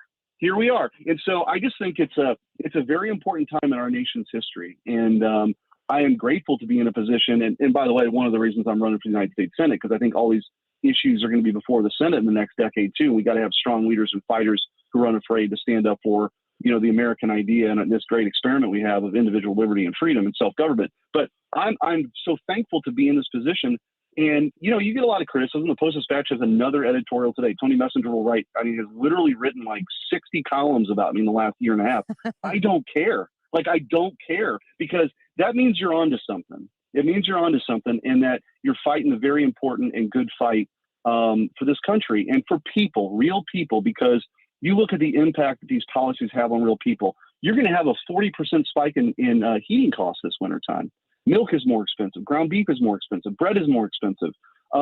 You've got an open border that encourages human trafficking and drug trafficking. Fentanyl is coming across the border in ways that we've never seen before. You've got political operatives trying to change election results. I mean, this is an all-out assault, in my view, on our way of life, and we have to fight back. And like I said, I'm not going to back down from that for a second. Attorney General Eric Schmitt on with us right now. I just want to ask you specifically, as somebody who is very knowledgeable when it comes to the law, you said 5 years ago you would have sound crazy, for saying these things, and we can go back and roll the tape on things that Joe Biden said 5 years ago, and it drastically contradicts with what he's actually trying to get done as the president of the United States now. It seems to me that in that short amount of time, 5 years, for something to have drastically evolved and changed so much, that rapid change can only be effectively accomplished through fear. And I think that the fear mongering that comes from government in order to retain power, people are being asked to surrender their security, or their freedom, I should say. People are being asked to surrender their freedom by government provided security. They're not providing the security, and they're using it as a way to affect expanded government, more regulation, more laws. And at the end, we don't have our problems fixed, and we've lost our freedoms. Yeah, look, here's the thing. And as somebody who cares about history, it doesn't always repeat itself, but sometimes it rhymes.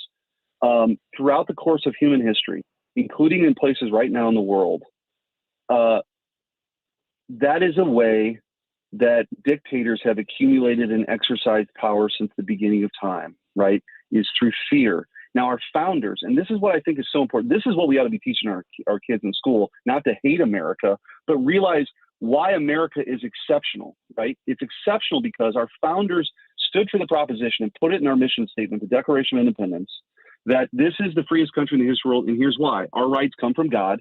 We don't have to ask permission from a king or a queen or a monarch or any government, local government, federal government. Our rights, we're born with them, right? We're born with them. We believe in individual liberty. We believe in freedom. If we hold on to that, right, and we don't let an oppressive government ever take over, because the founders spread out power, they dispersed it through the branches, and they were supposed to jealously guard their power. And then the states had a role. Like when we sued Joe Biden on the Remain in Mexico policy and we win, that's another check on power, right? All of that is meant to spread it out so you prevent the accumulation so that individual liberty can thrive. That is what's unique about this country. And that is what we absolutely cannot lose in this pandemic times or whatever, wherever, how you want to describe where we're at, we can't give these people the ability to take that away. That is our gift to the world. That's our gift to our kids and grandkids. And so that's why it's so important to hold on to that. And we should be proud of it. And so if somebody wants to, I don't know, whatever, call you deplorable, all this nonsense they try to look down on their fellow man for, we're the ones, I think, that are the guardians of this great republic and this great idea of self-government. And so that's why I think we just have to keep fighting and fight on every front, because it's much bigger than just the mask mandate that might, expire in 30 days. That's why we have to fight back. There's a larger cause here, and why I am so committed to it. I just believe in my soul that this is we're at a tipping point, and we can't let fear take over. We can't let totalitarianism, authoritarianism, take over, because that's what these guys want to do. They want to, experts and, I'm in charge and you can go to work today, or you have to get the vaccine or you're going to get fired. All this stuff is crazy. And we just got to start calling it out. Yeah. And your voice is a very important part of that. And we're glad to share it here on the Annie Frey Show, because so many of our listeners need to hear the encouragement from someone like you, who is an experienced law professional, say, no, we need to do this. We need to keep pushing, because the guys at the top are calling people domestic terrorists. It's really, really, yeah. And we're going to win. Like, I just wanted that is I think the way to close this. We're going to win. I was in a room a month ago with 91 moms who have never been involved in politics before, but they're fighting for their kids, and they don't want them to have to wear a mask all day long. They don't want to see, and you see, everyone's showing up to the school boards and the city councils and the county council meetings. Keep doing it. That's why we're going to win, because it's we the people that are ultimately in charge of this country, not these people who claim to know better than everybody else and have been wrong every step of the way here. So I just think we keep fighting. I'm going to have their back every step of the way. And it's a movement. It's a freedom movement. And here we go. Let's do it. Yep. 100% with you on that. Eric Schmitt, thanks. Always great to have you here on the show. Good to be with you guys. We'll talk to you again soon. Eric Schmitt's the Attorney General for the state of Missouri. He is also a candidate for the United States Senate seat being vacated by Roy Blunt. All right, let's take a quick break. When we come back, we'll wrap up the 2:00 hour, and then we're going to, we think, visit with Representative Dan Crenshaw at the top of the 2:00 hour. I'm excited to have this conversation with him. He's got a children's book out, and he's talking about the persistent offended culture that we live in right now and pushing back on it. I think today's kind of about free speech and getting it off your chest, saying the things that you think without fear of repercussion, and flexing those First Amendment muscles. We'll come back in just a minute. Don't go away. This is the Annie Frey Show. Find the podcast, on-demand audio, and more at 971talk.com/Annie.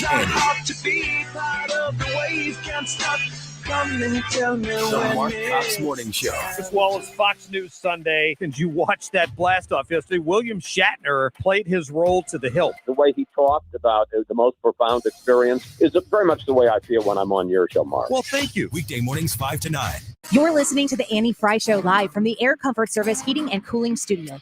Get in your comfort zone with Carrier Cool Cash rebates from $50 to $1,650 on qualifying new HVAC systems. And for a limited time, Air Comfort Service will double your Cool Cash rebate. For details, visit aircomfortservice.com. Hey, it's Mark Reardon for CertaPro Painters, and I'm going to help you knock a painting project off your fall to-do list right now. And the best part is you don't have to do the work. Fall is a great time to get some painting done, and CertaPro can help on exterior jobs with the cooler weather. Painting will protect your home from chipping, peeling, cracking, and fading, or refresh the inside of your home with CertaPro. The living room, the dining room, really any room. Schedule your free estimate today at CertaPro.com. That's Certa with a C. Each CertaPro Painters business is independently owned and operated, and they can get you on the schedule quickly. For your home or business, CertaPro Painters.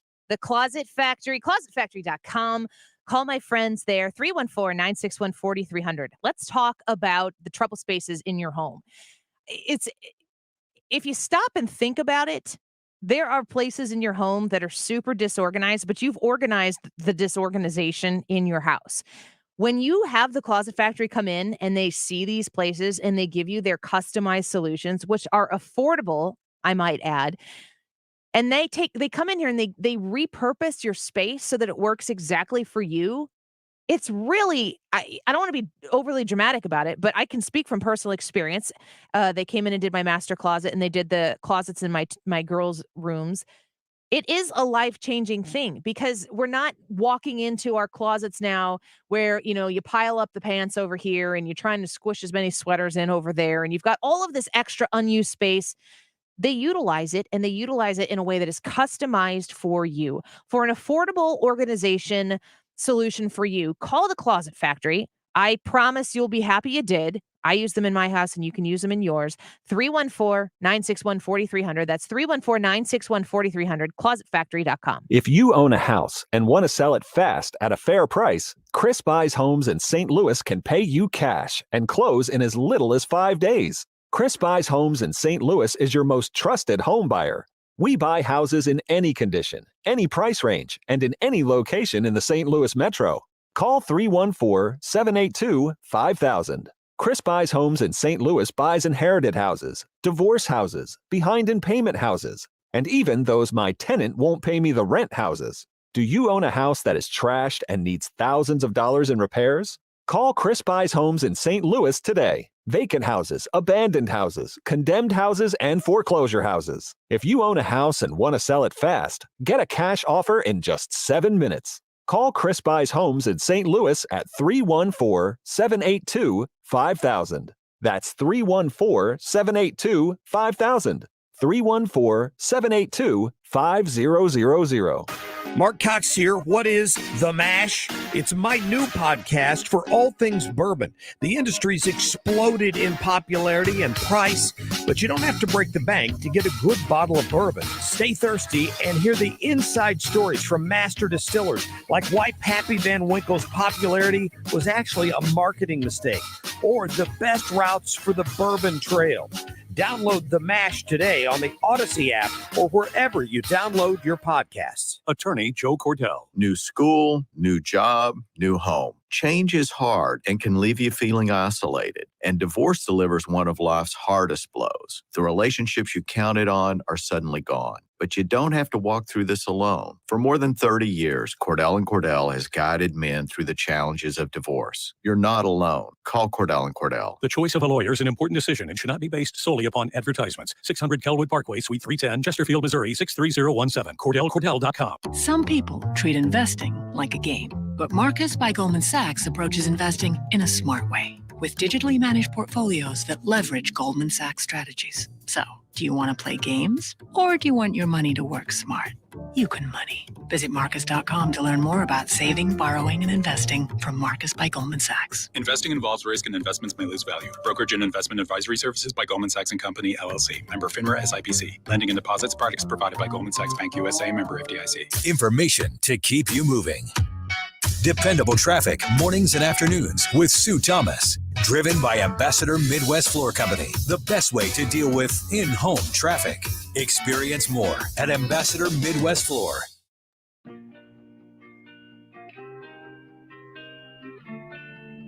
You're listening to The Annie Frey Show.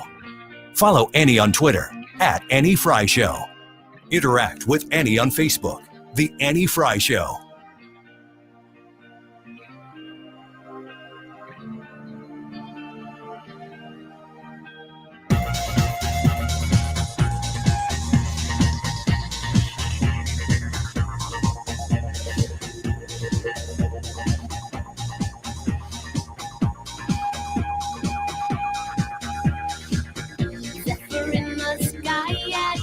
Welcome back to the Annie Frey Show. Happy to be with you.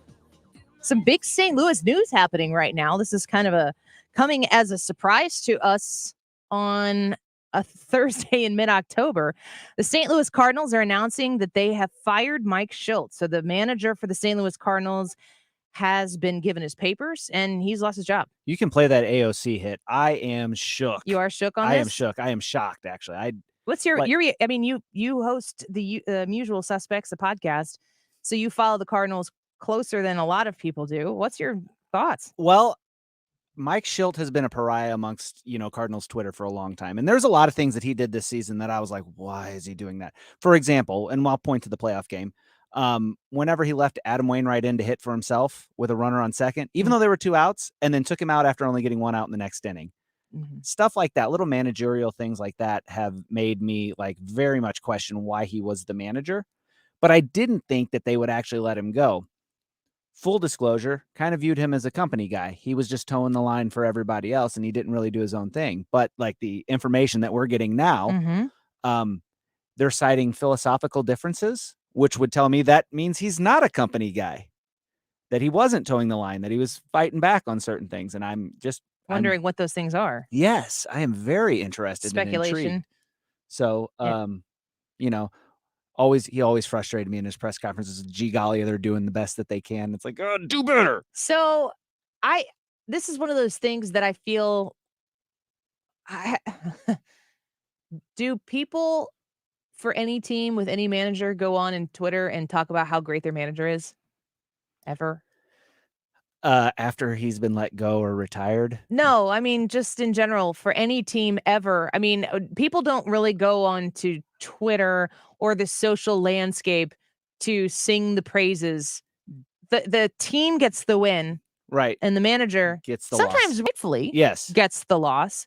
I had a basketball coach once who said that if you win or lose a game by 3 or less points, it's coaching.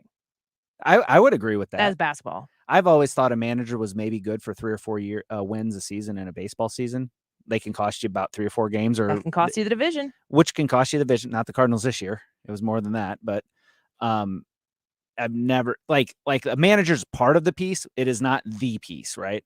Baseball, though, too, there's a lot more in baseball that I'm thinking out loud here, but it seems like there's a lot more in baseball that can be affected by the manager than probably any other sport. Maybe football with play calling, if the coaches are calling those specific plays. But it just seems like, knowing the matchups and putting the right people in the place to then succeed is very much so in the hands of a manager. Like a basketball team, right? You give someone a breather if they need a breather. If you see a better defensive matchup, maybe you put somebody in who is better at defense, not as great at scoring, and you consider the deficit of less scoring on their team versus less scoring on your team in your favor. You make the decision, you go with it. Right. There's not as much room in some of those sports for the chess match that you have in baseball, because baseball, the home runs happen quick, the stolen bases happen quick, but the game itself develops slowly. So you don't get to see, or you have a lot more time to think and plan. You know what you just said there, the cerebral part of baseball is what Major League Baseball is trying to kind of slowly and strategically pull out of the game so it goes faster. Because what's happening when, air quotes, nothing is happening? Thinking, strategy. And that's part of the game. So if you know and love the game and you understand it, you know that if you have what was it, like Jeff Suppan was like his games took like so much longer than anybody else's because he's slow pitched. But it was part of his thing. They've sped up. They're on a clock now, right? Don't the pitchers? There's a pitcher's clock, but I don't really know what it does because I've watched it run down to 0 several times and nobody's done anything about it. It made somebody feel good about something one day. What do you remember, Joe McEwing? Yeah. How in between every at bat, he'd step out and he'd adjust every Skip piece of Schumacher. equipment. Skip did it too. Yeah. And it's like, how do they have Velcro left on their Harrison gloves? Bader, there's a great video on Twitter somewhere of a guy who perfectly replicates Harrison Bader's. It's the batting stance guy. Yes. He does it for all of them. And his Harrison Bader's great. It's him immediately.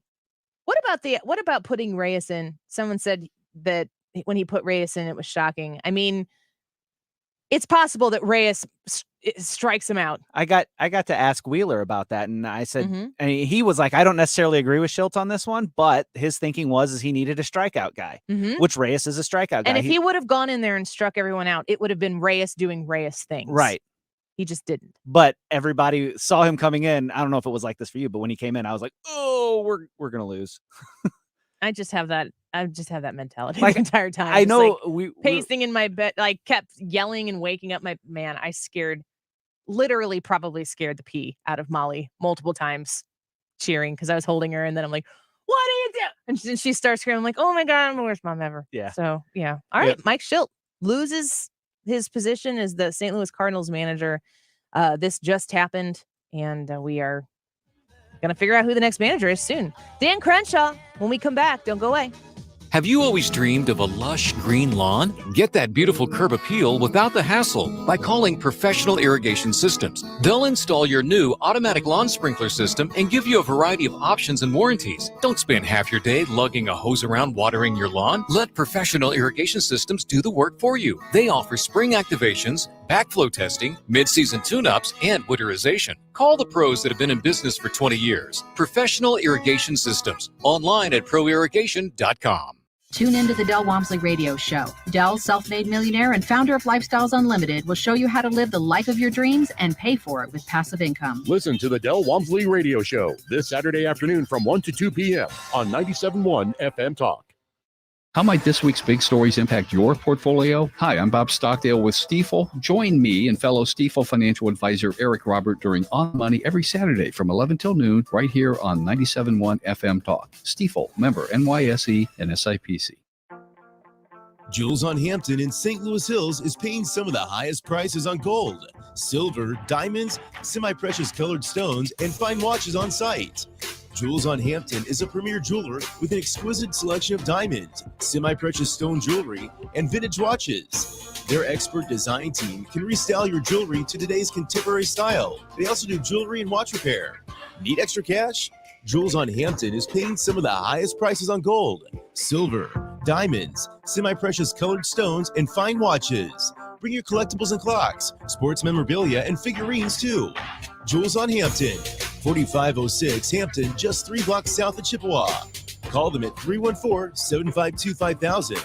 That's 314-752-5000. So if you need some extra cash, looking for that one-of-a-kind piece, make Jewels on Hampton your first stop. Jewels on Hampton in St. Louis Hills. Individual rates, coverage offerings, and savings may vary, subject to terms and conditions not available in all areas. If you run a small business, you know that dealing with workers' comp insurance can be tedious and costly. But Pi Insurance is changing that, and founder John Swigert is here with me to tell us how. At Pi, we saw that small businesses needed a better way to handle their workers' comp coverage. So we built Pi Insurance from the ground up for them. We make getting workers' comp a no-brainer with simple online shopping. Best of all, we're helping them save up to 30%. And the reviews say it all. That's right. Pi Insurance is rated excellent on Trustpilot by our customers. They tell us we're fast, affordable, and easy to work with. Thanks, John. Bottom line here is that if you run a small business, you can say goodbye to expensive, complicated workers' comp and discover the next generation of small business insurance. Why not see if Pi can save you up to 30%? Ask your agent for Pi or check your rate today at trypi.com. That's TRYPIE.com. KFTK FM Florissant, driven by the Bomarito Automotive Group, 97.1 FM Talk. An Odyssey station. Get vaxxed or else. I'm Lisa Brady, Fox News. Verizon, the latest major company to spell it out for employees, warning about 30,000 non-union workers in the U.S. They have to show proof of a COVID shot by December 8th, in Verizon's case, to meet the new mandate for federal contractors. President Biden says the new rules announced over the summer are working. With COVID-related hospitalizations down over the past 6 weeks and case rates down in most states, President Biden says the country is at a critical period to turn the corner on the pandemic. We have to do more to vaccinate the 66 million unvaccinated people in America. It's essential. The president again pressed private businesses to issue requirements. Vaccination requirements should not be another issue that divides us. Several state and local leaders are pushing back on vaccine mandates. Texas Governor Greg Abbott signed an order prohibiting employers from mandating vaccines, saying while vaccines are strongly encouraged, they must be voluntary. Fox's Jared Halpern at the White House. Mandate-related lawsuits continue around the country. The Port of L.A. preparing to move to 24/7 operations, part of President Biden's plan to help unclog the supply chain. We're now nearly 12 days of ships sitting before they get berthing rights here at the Port of Los Angeles. But the port's executive director, Gene Sirica, says they've already been working on it, cutting the backlog of rail containers by half in the last month. But there's still a shortage of truckers. to haul goods around the country. A work of art that self-shredded when it was first sold at auction 3 years ago has just sold again, what's left of it, for triple the expected amount, over $25 million. The original piece, Girl with Red Balloon, has become one of the best-known images by British street artist Banksy. The remnants, known as Love is in the Bin, set a new record today in London for Banksy art. America is listening to Fox News. Saturday, October 23rd, is National Prescription Drug Take-Back Day. Remove expired or unused prescription stimulant medications from the home quickly to help reduce the chance that others may accidentally take or intentionally misuse the medicine. According to the FDA, the best way to dispose of unused medications is through drug take-back programs or registered collection sites. For more information or to locate the Take-Back Day location closest to you, go to DEATakeback.com. This message is paid for by Adlon Therapeutics. With confusion around vaccinations, masks, and public screenings, it's important to know the symptoms of COVID and its variants. Fever is the leading sign, so make sure you use an accurate thermometer for your family. Only the Exergen Temporal Scanner Thermometer has been proven accurate, with more than 100 clinical studies. Non-contact thermometers have no clinical evidence behind them and cannot be relied on. Be vigilant and be accurate with Exergen. Learn more at Exergen. Air Comfort Service heating and cooling weather. Temperatures a little bit cooler this afternoon. Let's think low 70s, but the weather hasn't changed at all. Periods of showers, a couple of non-severe thunderstorms. Not raining all the time. Tonight, a couple of showers, a couple of thunderstorms, a little cooler, 59. Friday, interesting day. Periods of showers, a couple of non-severe thunderstorms, 70 to 72, but that's Friday morning. Our temperatures dropping back into the 50s Friday afternoon. The rain is gone for Friday night football games. This is 97.1 FM Talk Chief Meteorologist Dave Murray. You're invited to join 97.1 FM Talk for the annual Veterans Appreciation Day and Parade, November 7th. Come honor our nation's heroes along with the personalities you listen to right here on 97.1. And after the parade, enjoy the food trucks, live music, and activities along with us. Sunday, November 7th in Florissant. Get the details at 971talk.com/events. Right here, right now. 97.1 FM Talk. So Dr. Kristen Jacobs and Ooh La La Spa, they are dedicated to delivering results. Results for you, results for your healthy skin, results for your self-confidence. If you've put this off, I want you to put yourself in the hands of Dr. Kristen Jacobs because you can trust her. She has been working in Glen Carbon for a long time. She is a mom, she's a wife, and she is a physician specializing in healthy aging. That's what this is about. Aging gracefully, being confident in your skin, and making sure that you're taking care of your skin. When you have a question, if you don't know, what is available to you, or if you know exactly what you need, you can go to Ooh La La Spa and talk to Dr. Kristen Jacobs and the amazing staff there in Glen Carbon and get put on the path to healthier skin that you are going to love living in. You can go online and find all their Google reviews. They are amazing, but you can also visit them on their website to see all of their list of services at KristenJacobs.com. Worried about what you're breathing in? With each breath, allergens, germs, and viruses get trapped in your nose. Now there's a simple, easy, and effective way to clean your nose and protect your health. It's called Navage. Navage. Available at Navage.com. We've done it again. While other lenders are talking about raising their rates, our expert team at Golden Oak Lending has dropped rates even lower. I'm James Hawkins, president of Golden Oak. With the low rate of 1.875% and home values at all-time highs, you can get more cash out of your home or eliminate pricey mortgage insurance. Call 314-567-GOLD today to get your refinance started within minutes and make no mortgage payments until next year. After all, our team speaks mortgage and loves translating it for customers. We can save you even more money with our 1.875% rate. Plus, you'll never pay up front for your appraisal at Golden Oak. Call 314-567-GOLD today. Golden Oak Lending, sure top blue. NMLS 114937, 1.875% fixed, 2.952% APR, FHA 15-year mortgage with 20% equity and approved credit. The Odyssey app. The Odyssey app. Download it today and stream anytime from anywhere where St. Louis comes to talk. 97.1 FM Talk. The place for ideas. This hour of the Annie Frey Show is sponsored by The Loading Dock, Riverviews, outdoor dining, live music, and overnight accommodations. Visit GraftonLoadingDock.com. That is exactly what I needed to hear. Thank God someone here knows what they're talking about. That's us. That's right. Gotta love this American ride.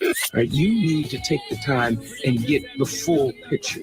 Come on, turn the radio on. It's Saturday and I won't be long. Don't get me wrong, I love the ladies. I mean, they rev my engine, but they don't belong in the newsroom. It is Anchor Man, not Anchor Lady. What do you want from me? I'm not a married sweetheart. Goodness sake, kid. Keep your voice down. Your father's listening to the radio. I'm not married sweetheart.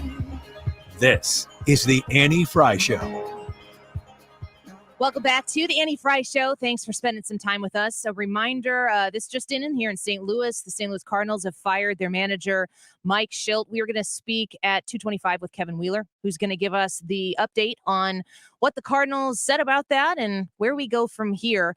But now I want to get to our guest, probably somebody who is cheering for the Houston Astros, who are still in the playoffs, Representative Dan Crenshaw from Texas. Congressman, it is a real pleasure to have you on the show today. Hi, thanks for having me. Of course. So let me talk to you a little bit about the book that you have written here, because it came across my attention here that you have written a child's book, Fame, Blame, and the Raft of Shame, with Brave Books, which I encourage people to check out, shop.bravebooks.us. You're talking about our culture of constantly being offended and the repercussions that has on our society. What made you think, I'm going to put this down in a book that even kids can understand? We got to reach people at all levels. That's why I put so much effort into the different social media content that we have, the podcast, all of it, because not everybody is on everything. People choose their medium, and we got to get all age groups too. So, I do lots of events that are appropriate for adults, do events that are appropriate for high school students, and but you also have to give, especially young parents and young kids, some kind of toolkit, because parents don't know where to turn. Mm-hmm. They can try and do it themselves, but it's nice to give them a tool and a story that lays out a specific value or talks about a difficult issue and lays it out in a story that's really for kids. And so it's a cool project. Yeah, I think it is. And if you go to shop.bravebooks.us, you can see other books that are kind of in this line of thinking.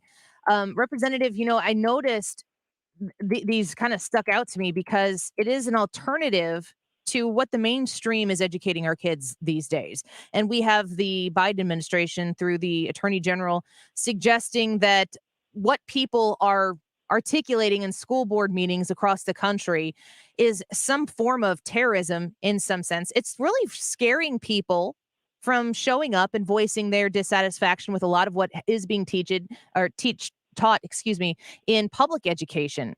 Do you find that there is not enough from your side of the aisle or from your perspective out there that motivated you to write this book? Well, yeah, there's just not enough tools, and people need tools. Okay, not everybody's a political philosophy expert. Not everybody takes the time to dive into issues. I wish they did. It'd make my life a lot easier if everybody took some time and took the emotion out of things and just looked into something. On my side too.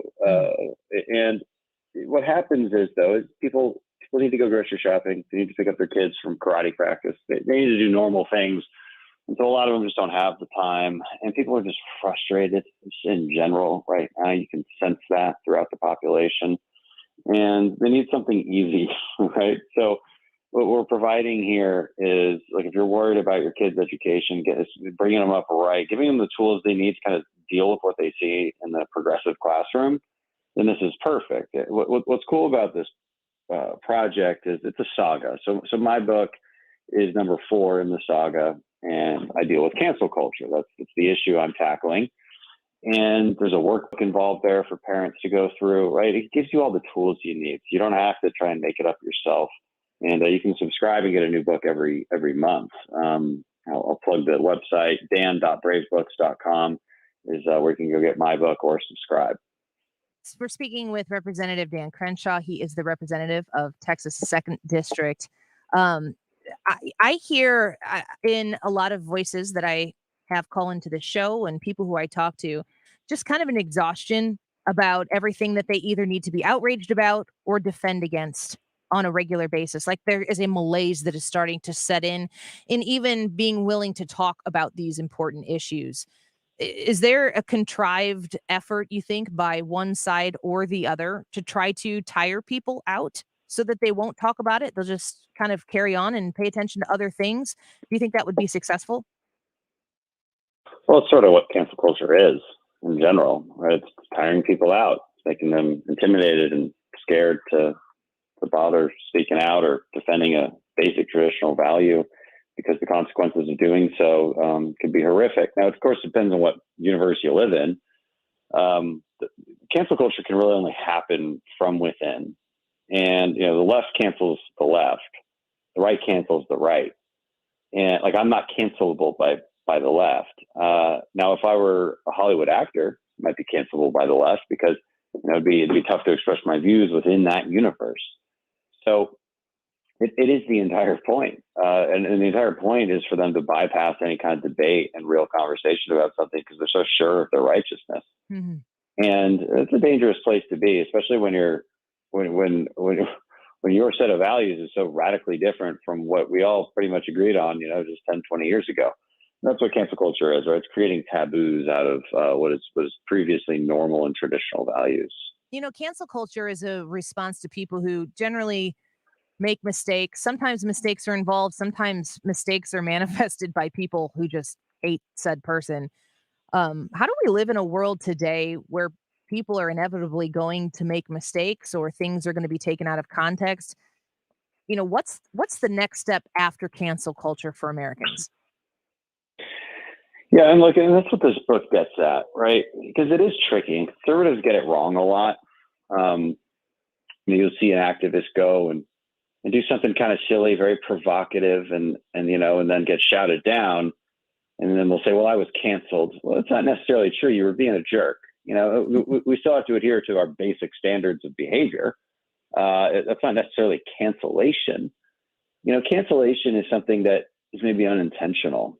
And one of the first questions you should ask if somebody has offended you in some way is, do they really mean it?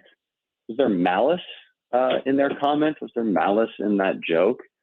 Try to see through that. And if there was, then that's a different story. But there might not necessarily be that, and that's where cancel culture comes in. That's what we mean by it, because it can't just mean anytime somebody disagrees and gets mad at each other. That can't just be cancel culture.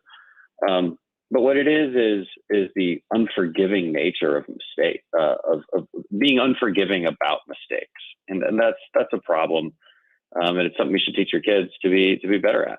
I completely agree, and the truth is that the majority of us, I'm in my late 30s, and I have 4 kids. So my oldest is 11 and a half, and I have down to a 4-month-old baby. They're all in these different stages in their lives, and they're all learning lessons every day. And the majority of them come by making mistakes, because believe me, I tell them do A, B, and C, and they do D, E, and F. And then they realize they made a mistake, and then they go back to A, B, and C. But the mistake is what actually educates them on why I said A, B, C in the first place. And I feel as though maybe we're getting to a place raising kids, it's getting a lot harder to let them make mistakes. And with social media being involved, I know you were kind of talking about that a little bit earlier.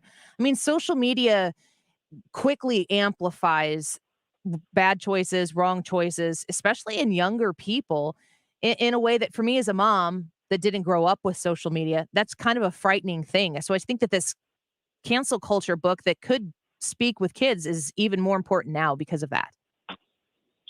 Right. And it gets to a phrase that I like, the professor once told me, which is, try hard not to offend others, try harder not to be offended. Because it cuts both ways. I mean, you don't be a jerk just to be a jerk. Don't be a jerk just to be provocative. It will come back and bite you. And unfortunately for you and the new generation, it will come back to bite you a lot quicker and more substantively because you probably posted it on social media. Whereas somebody our age, I mean, I'm in my late 30s too. I wasn't on Facebook until about 2004. Same. Yeah. Which probably makes me, frankly, the person who's been on social media longer than literally anybody in Congress. But the point being, though, is that was my junior year of college. I'd had some time to mature, and also back then you weren't posting everything on social media like people started 2 years later. And then I went into the military, and it wasn't good to post on social media. It's not something you did about your job or about your life too much. And but young kids now, everything is on there, so you don't get to make those mistakes anymore. It's not fair. It's not fair. But so you got to tackle this from both sides. One, be forgiving of those who make that mistake, and two, try not to make mistakes. Yeah. You should always be aspiring to be something better. That should be a general rule in anybody's life. Before I let you go, I just looked you up here a little bit. 1984 happens to be my birth year as well. You got about a month on me. And I'm just curious, the number 1984 gets thrown around a lot these days. And being born in that year, it always piques my attention when I hear it. Some of these things that we're hearing, from the Biden administration and the attorney general about domestic terrorism and school board meetings, everything is so inflammatory. I walked down and Fox News was on in my living room this morning, and I looked at the TV, and it physically exhausted me to see. I don't even remember what the story was, but I was like, I don't care about this. Like, this isn't affecting my life, but I'm looking at it in a sense that, like, I'm supposed to put this on Team Red this morning and go into the rest of my day knowing that that's something that I need to be outraged about. Do you buy into any of this, 1984 stuff, this Orwellian stuff that a lot of people are saying that we're stepping towards with you should culture? always be nervous about that. But here's the thing. When was that book written? It's pretty old. Like it was written well before 1984. I can't remember the exact year. It was written well before 1984, and that's indicative of something.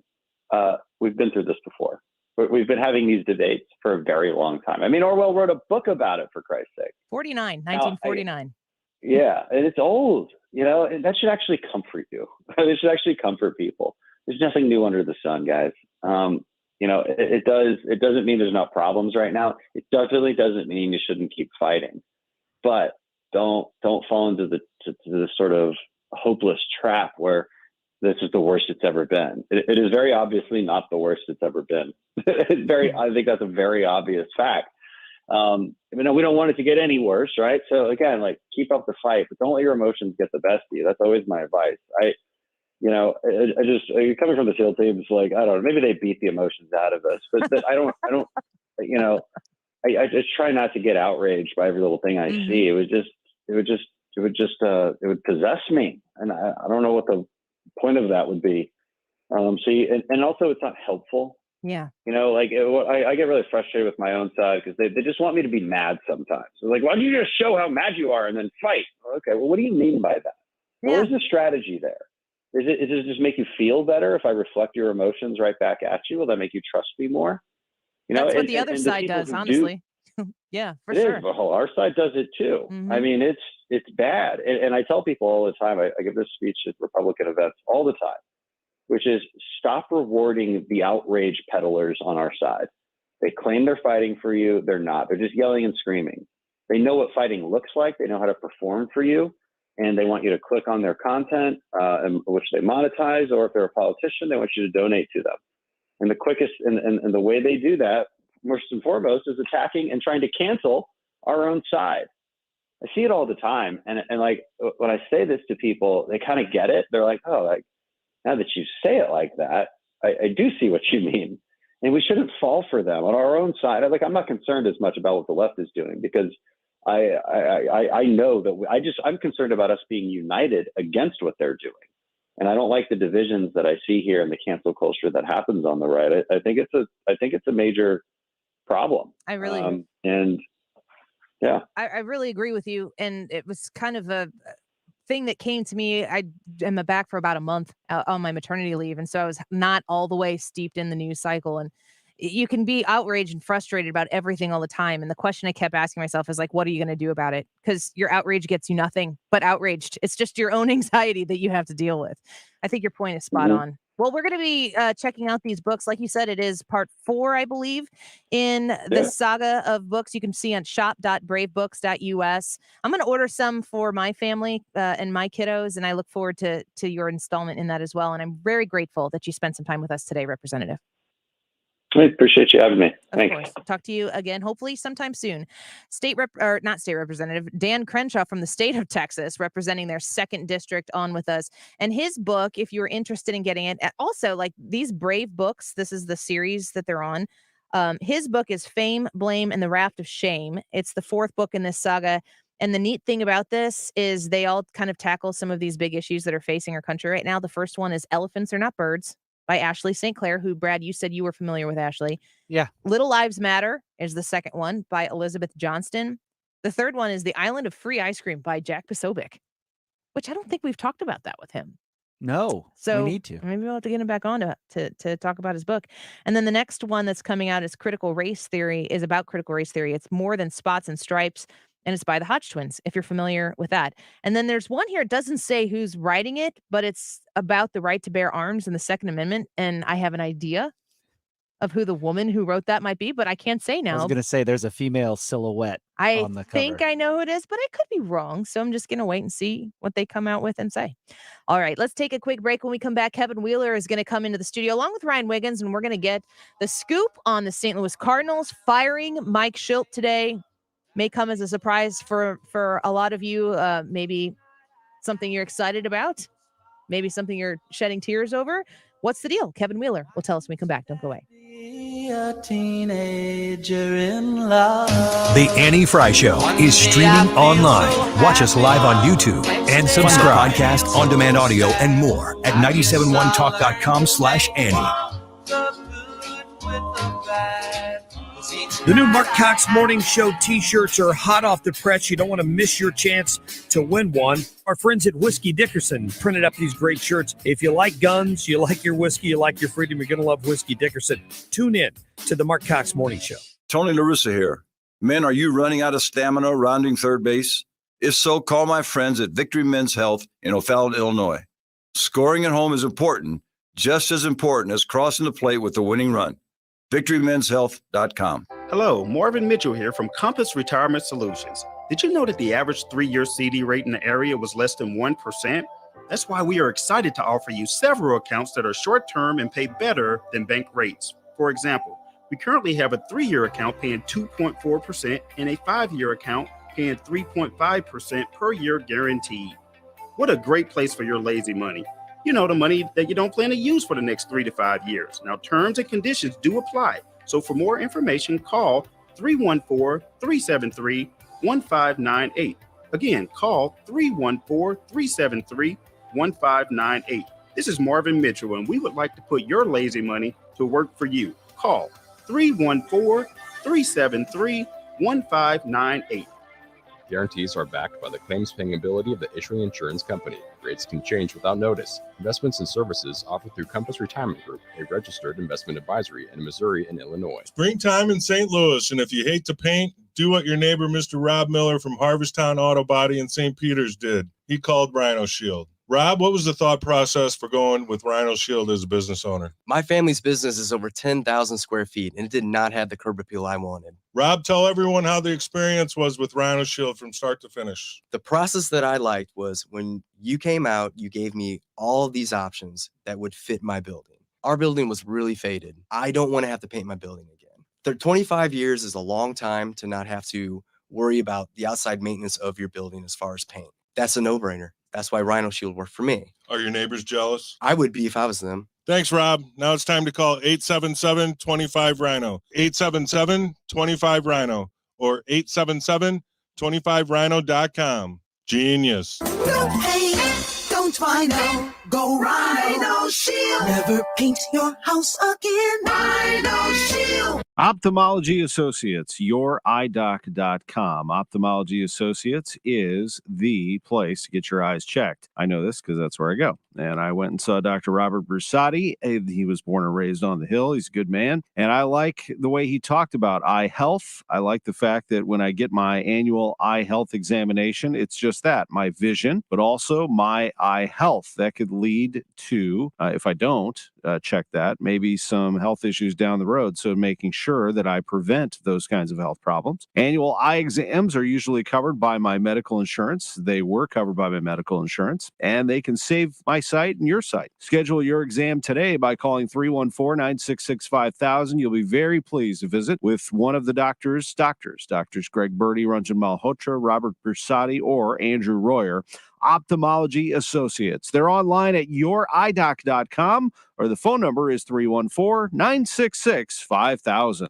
St. Louis has been hit with an onslaught of storms this spring and summer that have produced hail and high winds. The areas of Town and Country, Ladue, Maryland Heights, Creve Coeur, Kirkwood, Richmond Heights have had some of the worst storm damage. Even minor storm damage can cause your roof to deteriorate and leak over time. But you can have your roof checked for free by the qualified roofing experts at St. Louis-based First Choice Roofing and Construction. For over 12 years, First Choice has offered free roof inspections. If you don't have hail and weather damage, we will tell you. If you do, we work directly with your insurance company and your insurance adjuster to make sure you're maximizing the restoration claim for your home. Schedule your free roofing evaluation now by calling 636-282-0090. That's 636-282-0090. 636-282-0090. Or book your free roof inspection online. FirstChoiceSTL.com. That's First Choice with the numeral FirstChoiceSTL.com. Home warranty.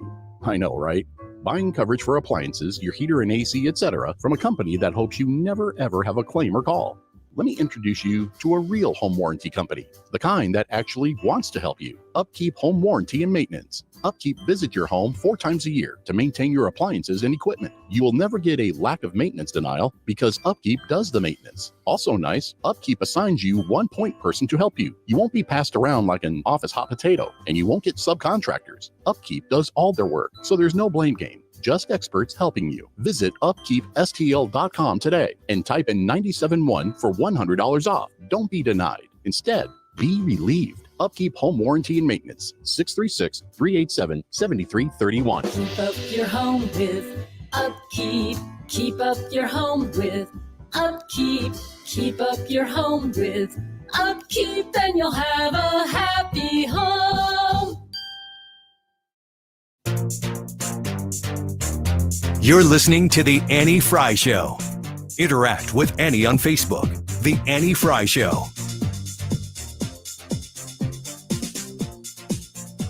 Yo, come on, move this.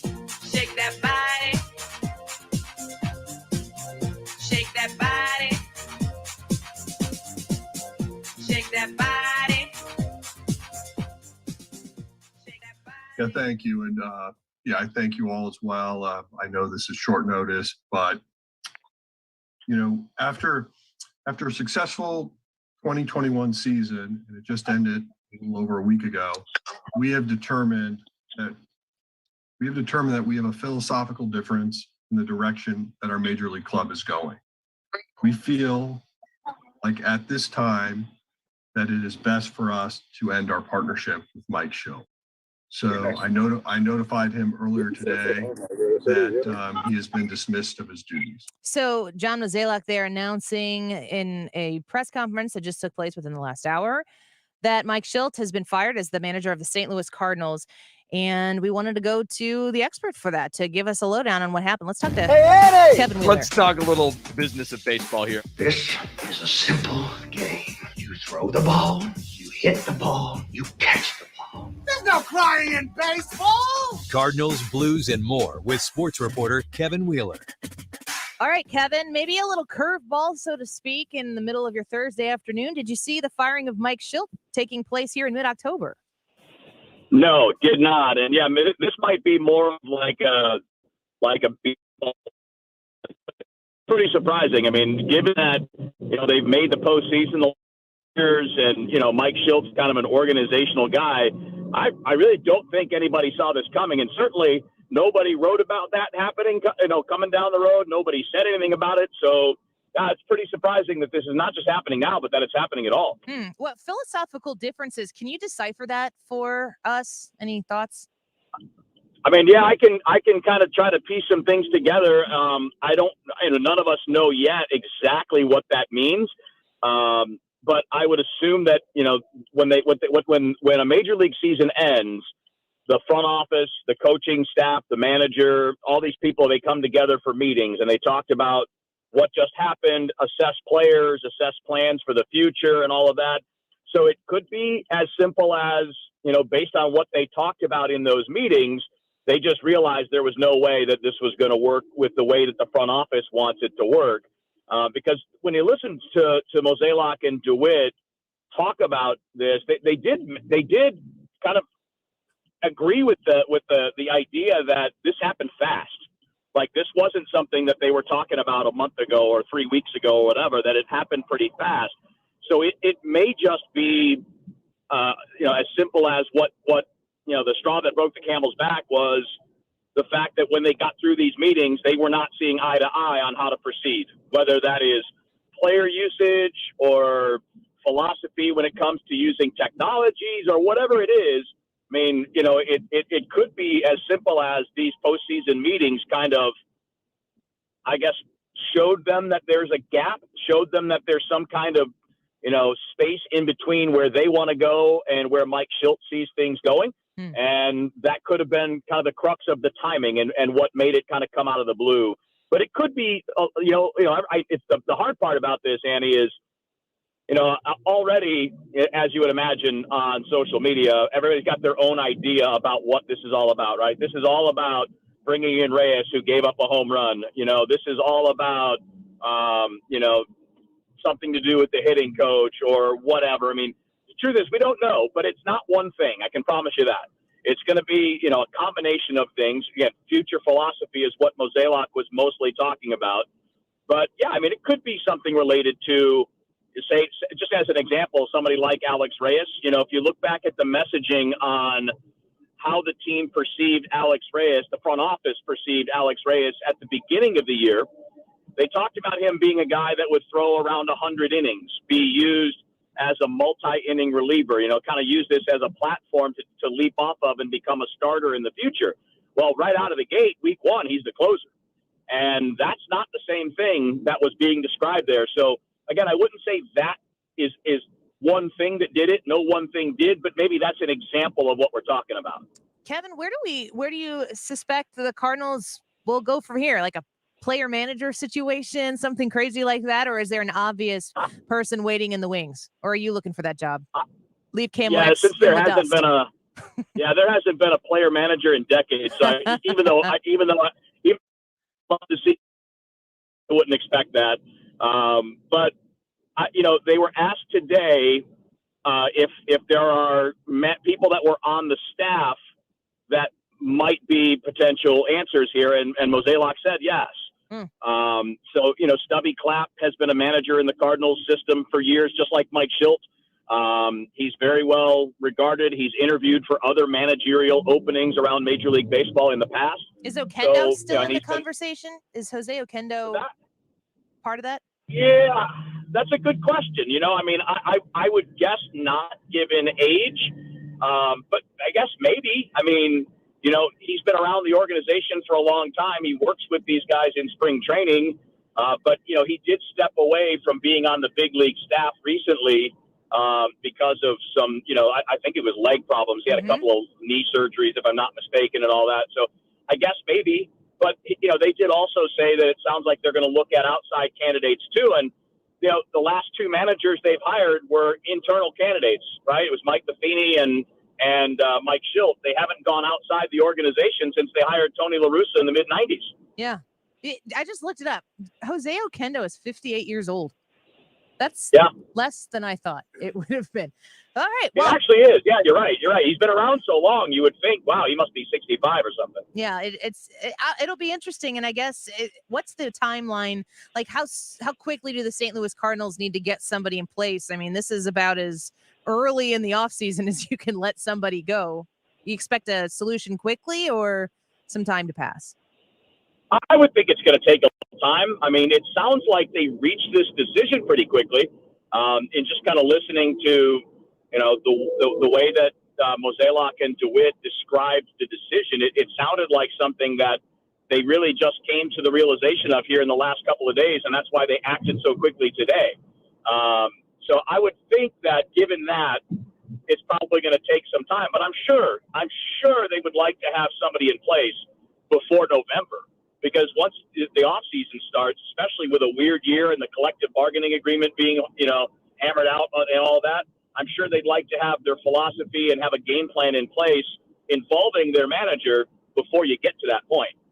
All right. Well, Kevin Wheeler, thank you for coming by and weighing in on this kind of surprising information here this Thursday afternoon that the Cardinals have fired manager Mike Shildt. We're glad to have your voice on this, and we'll be looking forward to hearing what happens next. Got it. Have a good one. Yep, you as well. It's pretty shocking. I didn't expect that to not even anywhere near my radar. Was it Trisha came in here and was like, oh, this... I saw a guy on our Facebook feed post a comment, and I was like, oh, I need to start looking at this. And then I got text from our brand manager as well. Yeah. Surprising? It wasn't on anybody's radar. I mean, as much as I've been paying attention to it, which is much more in the last few weeks, I haven't seen a single person even mention that this was a possibility.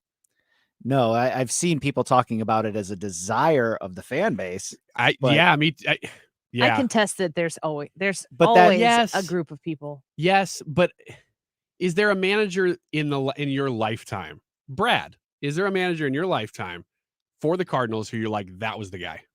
That was the guy. Yeah, like to manage the Cardinals, like Whitey Herzog. They were the perfect coach. He was but I was like 4. Yeah. So I don't really remember much of Whitey Herzog. I liked TLR. I did. I did too. I just didn't like listening to him do interviews because he made me mad. But as a manager, that's exactly the point, though, isn't it? Yep. Like, literally call scoreboard. It's not. Yeah. Point at the scoreboard and go look at my rings, and then you say whine all you want. If you win, you win.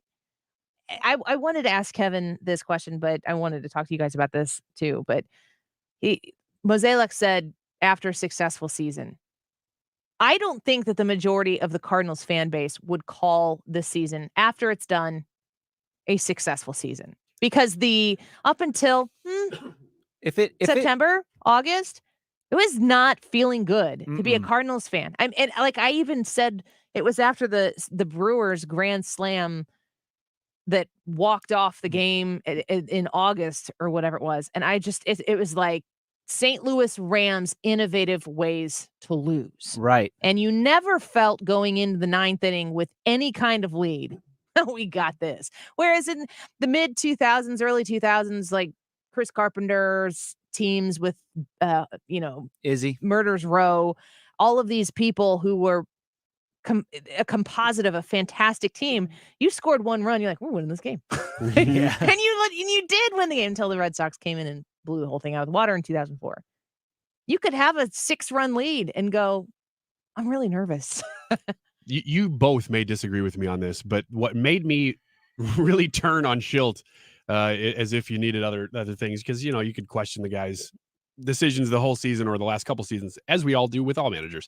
But when they were on that winning streak and then they clinched, and then the next day he played all the backup guys, that to me was a terrible move. No, you're not going to lose me on that one. I'm 100% in agreement. But even worse, that to me was his cardinal sin, to borrow the phrase, more than the decisions he made in the playoff game, because I've seen playoff games before. I've seen us lose. I've seen us win.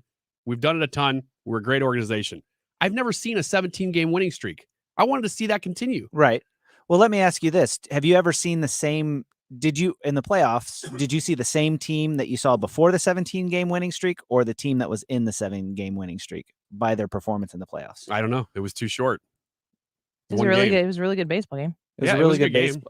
See, I saw we were playing the Dodgers. We were playing Max Scherzer. So you're up against the very best of the very best. I think that there's always unrest and there's always dissatisfaction. And I really am only concerned with how they improve the problem that they perceive that they had. Where do you go from here?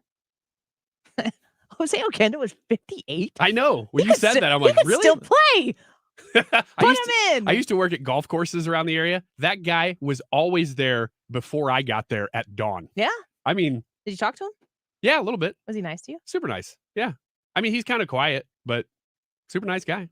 Did he ever like send you in a golf cart like go go go? No, not that. You would have gone if Not you that did. kind of guy, but no matter what he did, it was just crazy. You pull up at dawn o'clock, nobody in there except there's Jose Oquendo. There's the secret weapon. Yep. All right, let's take a quick break. We'll wrap things up here when we come back. Pretty packed and busy show today. I feel like I have a lot that I didn't get to. Oh, and I have to give a speech tonight. It's totally prepared and ready to go. What should I talk about, guys? We'll talk about it when we come back. Don't go away. Show you how to do this. You gotta move this. This is the Annie Frey Show. There's nothing to it. You gotta prove it. Come on and move this. The Mark Reardon Show. Gerard Baker from the Wall Street Journal. The Biden administration is treating its political opponents as though they are domestic enemies, as though they are enemies of the state. There's no need for the FBI. There's no need for this to be federalized. Weekdays from 3 to 6. You're listening to the Annie Frey Show live from the Air Comfort Service Heating and Cooling Studio. Air Comfort Service is proud to support Greater St. Louis Honor Flight. Sign your veteran up for their honor flight today at gslhonorflight.org. And for free HVAC estimates, visit aircomfortservice.com. Right now, you're hearing all your favorite music on your favorite station. But wait, there's more. More songs from the artists you love on exclusive stations by Odyssey. Just open the Odyssey app and click exclusive stations, then a genre to dive deeper into. A station might be just music, or maybe hosted by Ed Sheeran, Chris Martin, or one of your favorite DJs. Across alternative, pop, country, soft rock, Latin, R&B, kids, and even more. Get more with exclusive stations by Odyssey. Brought to you by Macy's, Geico, and Coke Zero Sugar. Stewart's American Mortgage is the home of the bagel loan. The bagel loan is special. Why? Because you don't have to pay fees that if you go do your mortgage refinance to all of the other people telling you got to do it right now because rates are low, low, low. Why do they repeat things 3 times like that? Is that Sunday? I'm paying attention now. You said it 3 times. That's really? why. Like the first time you're like, I don't even know what she's saying. What did she say? Low? And then, wait, she said low again? Low! Oh my gosh, it must be low. I got to pay attention. I don't know why they say that, but their rates are low. They're low for everybody where you're going to go get a refinance. The rates are low. They should be low for you as well. But when you choose to go to Stewart's American Mortgage, guess what? You're not going to pay a huge chunk of fees that other lenders are going to charge you for. If you're purchasing a home, think about how that makes you a more competitive buyer. Also, he can close these loans in like 2 weeks. 314-324-4440. 314-324-4440. Call my friend Stewie. Ask him how the bagel loan can work for your home purchase or your refinance, and you'll be happy you did. NMLS number 226715.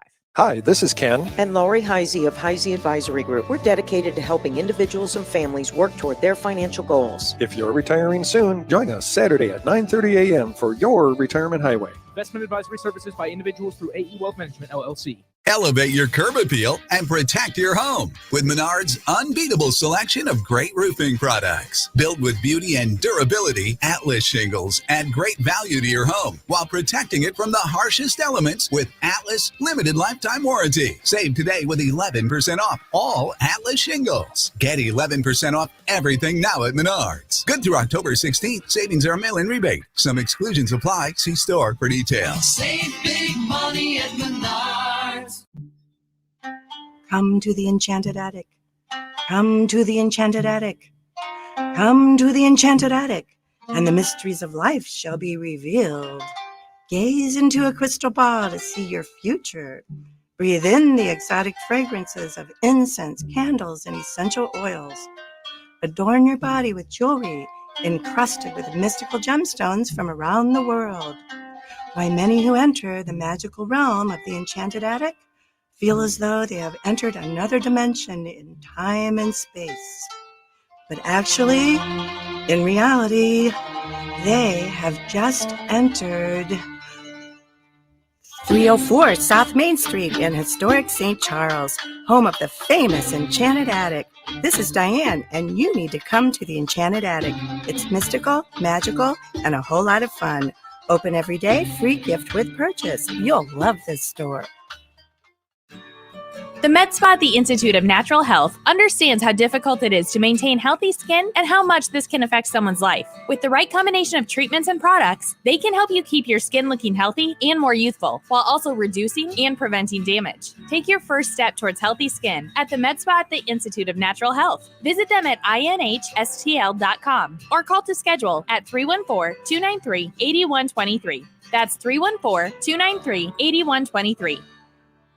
Your fall cleanup list could be long and daunting, so don't allow those worn-out windows to drag you down. New windows from Universal Windows Direct will make cleaning a breeze and allow you more time for you. Universal Windows Direct windows will save you tons of money and come with a true lifetime warranty. So call now to schedule your personal estimate and take advantage of our buy one, get one free and pay nothing for 2 years. And you too will be saying, I love my windows. Call 314-334-2522 or online at universalwindowsdirect.com. Universal Windows Direct. Let's figure out how to find common ground again. At the Institute for Citizens and Scholars, we are focused on rebuilding democracy by broadening civic learning and supporting civil discourse. To learn more about how to get involved, visit us at citizensandscholars.org. Bringing you up-to-the-minute traffic like nobody else. Sue Thomas and dependable traffic, driven by Ambassador Midwest Floor Company. The best way to deal with in-home traffic. Experience more at Ambassador Midwest Floor.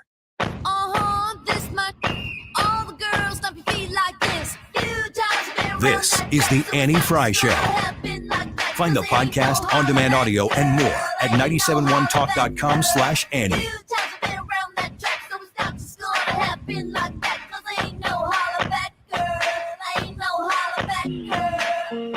Ryan, I'm going to admit that when I picked this song for the show today, I thought about you. Mm-hmm. And I just wondered what kind of mood Ryan gets in when Hollerback Girl comes on. Reminiscent. In college, I kind of was a Hollaback girl. So when I hear that, I'm like, oh, yeah, I do. So when I hear that, I'm like, oh, man, don't miss those days. Being picked second. Oh gosh. Why do we bring him in? You weren't expecting that, were you? No. I was told I have to. Yeah. The boss said it. So here I am. Revel in it. So seriously, Ryan, do you just like how can I make it weird whenever I come in? Or I think that's the way I live my life, Brad. I think it's a great strategy. He doesn't make an effort to do that. It's the natural, did you hear the Demi Lovato stuff? Yes, do you have it? Speaking of, oh my gosh, yeah, play that. Was this with Kelly Clarkson? Yeah. Am I recalling this correctly? This is in real life on real TV, people. I woke up in my room and there was like 3 beings, and they were like, "Do you want to see your planet?" And I was like, "Oh, sorry." You were like, hell yeah. I was like, hell yeah, let's go. So I like whooshed out of my room and was like hovering over the planet. And then all of a sudden they're like, "You want to see our planet?" And I was like, hell yeah. Yeah. So then I whooshed to this like pink and purple planet that I've never seen. But people want to know why we don't care about the deficit. It's like, that's not what I was expecting you to say. No, there are some real important things taking place right now. Not on the Kelly Clarkson show, and that's still on TV. Well, now in defense of Demi Lovato, because Odyssey has a relationship with Demi Lovato. She has a podcast on Odyssey. But in her defense, she said what she said. That is her problem. No, that's on Kelly Clarkson, mine. not on the podcast. But in her defense, if there are mystical beings who are not demons, who are grabbing people and taking them to other planets. Excuse me, whooshing people to other planets. Isn't that more important than whatever's going on planet Earth? I think was she dreaming? I mean, no, no, she was tripping. I don't know how you could. Has anybody heard any context for that? Because I keep hearing that same clip. I just don't understand why anybody is required to know whatever relevance Demi Lovato has today in society and culture, and being an entertainer is relevant. I'm looking forward to the day on Gutfeld on Fox News, which if you haven't just sat down and watched it to be entertained, you're missing out. When people go on, I had this whole thought process just this past weekend, I'm interested in what you guys think about it, especially you, Ryan, being somebody who's been in television.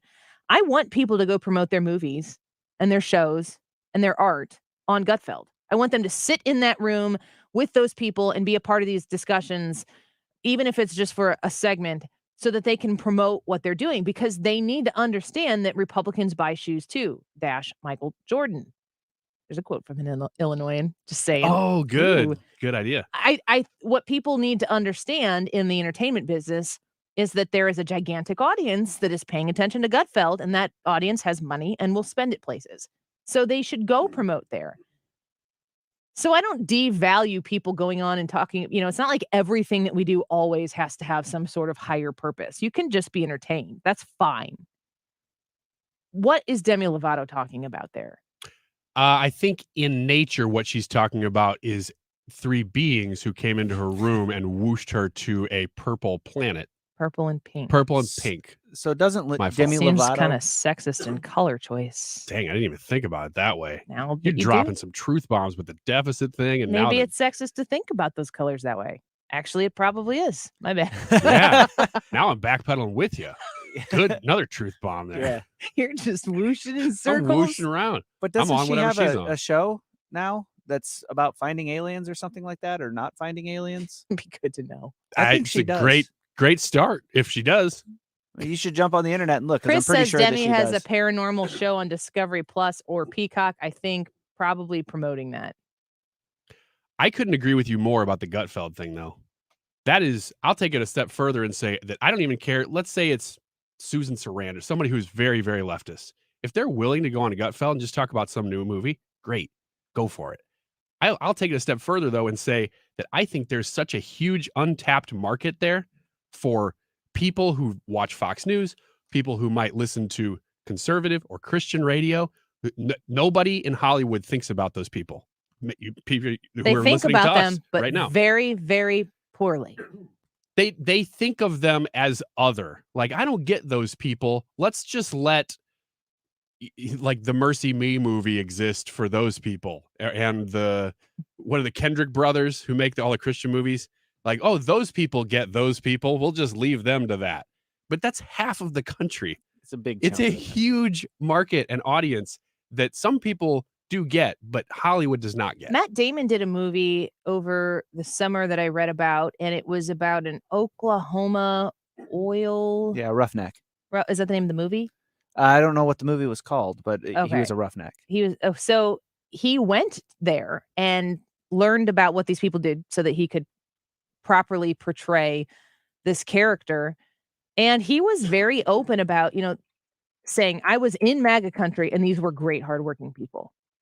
And there were so many stories that got fed to me because some algorithm knows that I'm going to click on them. Let's be real here.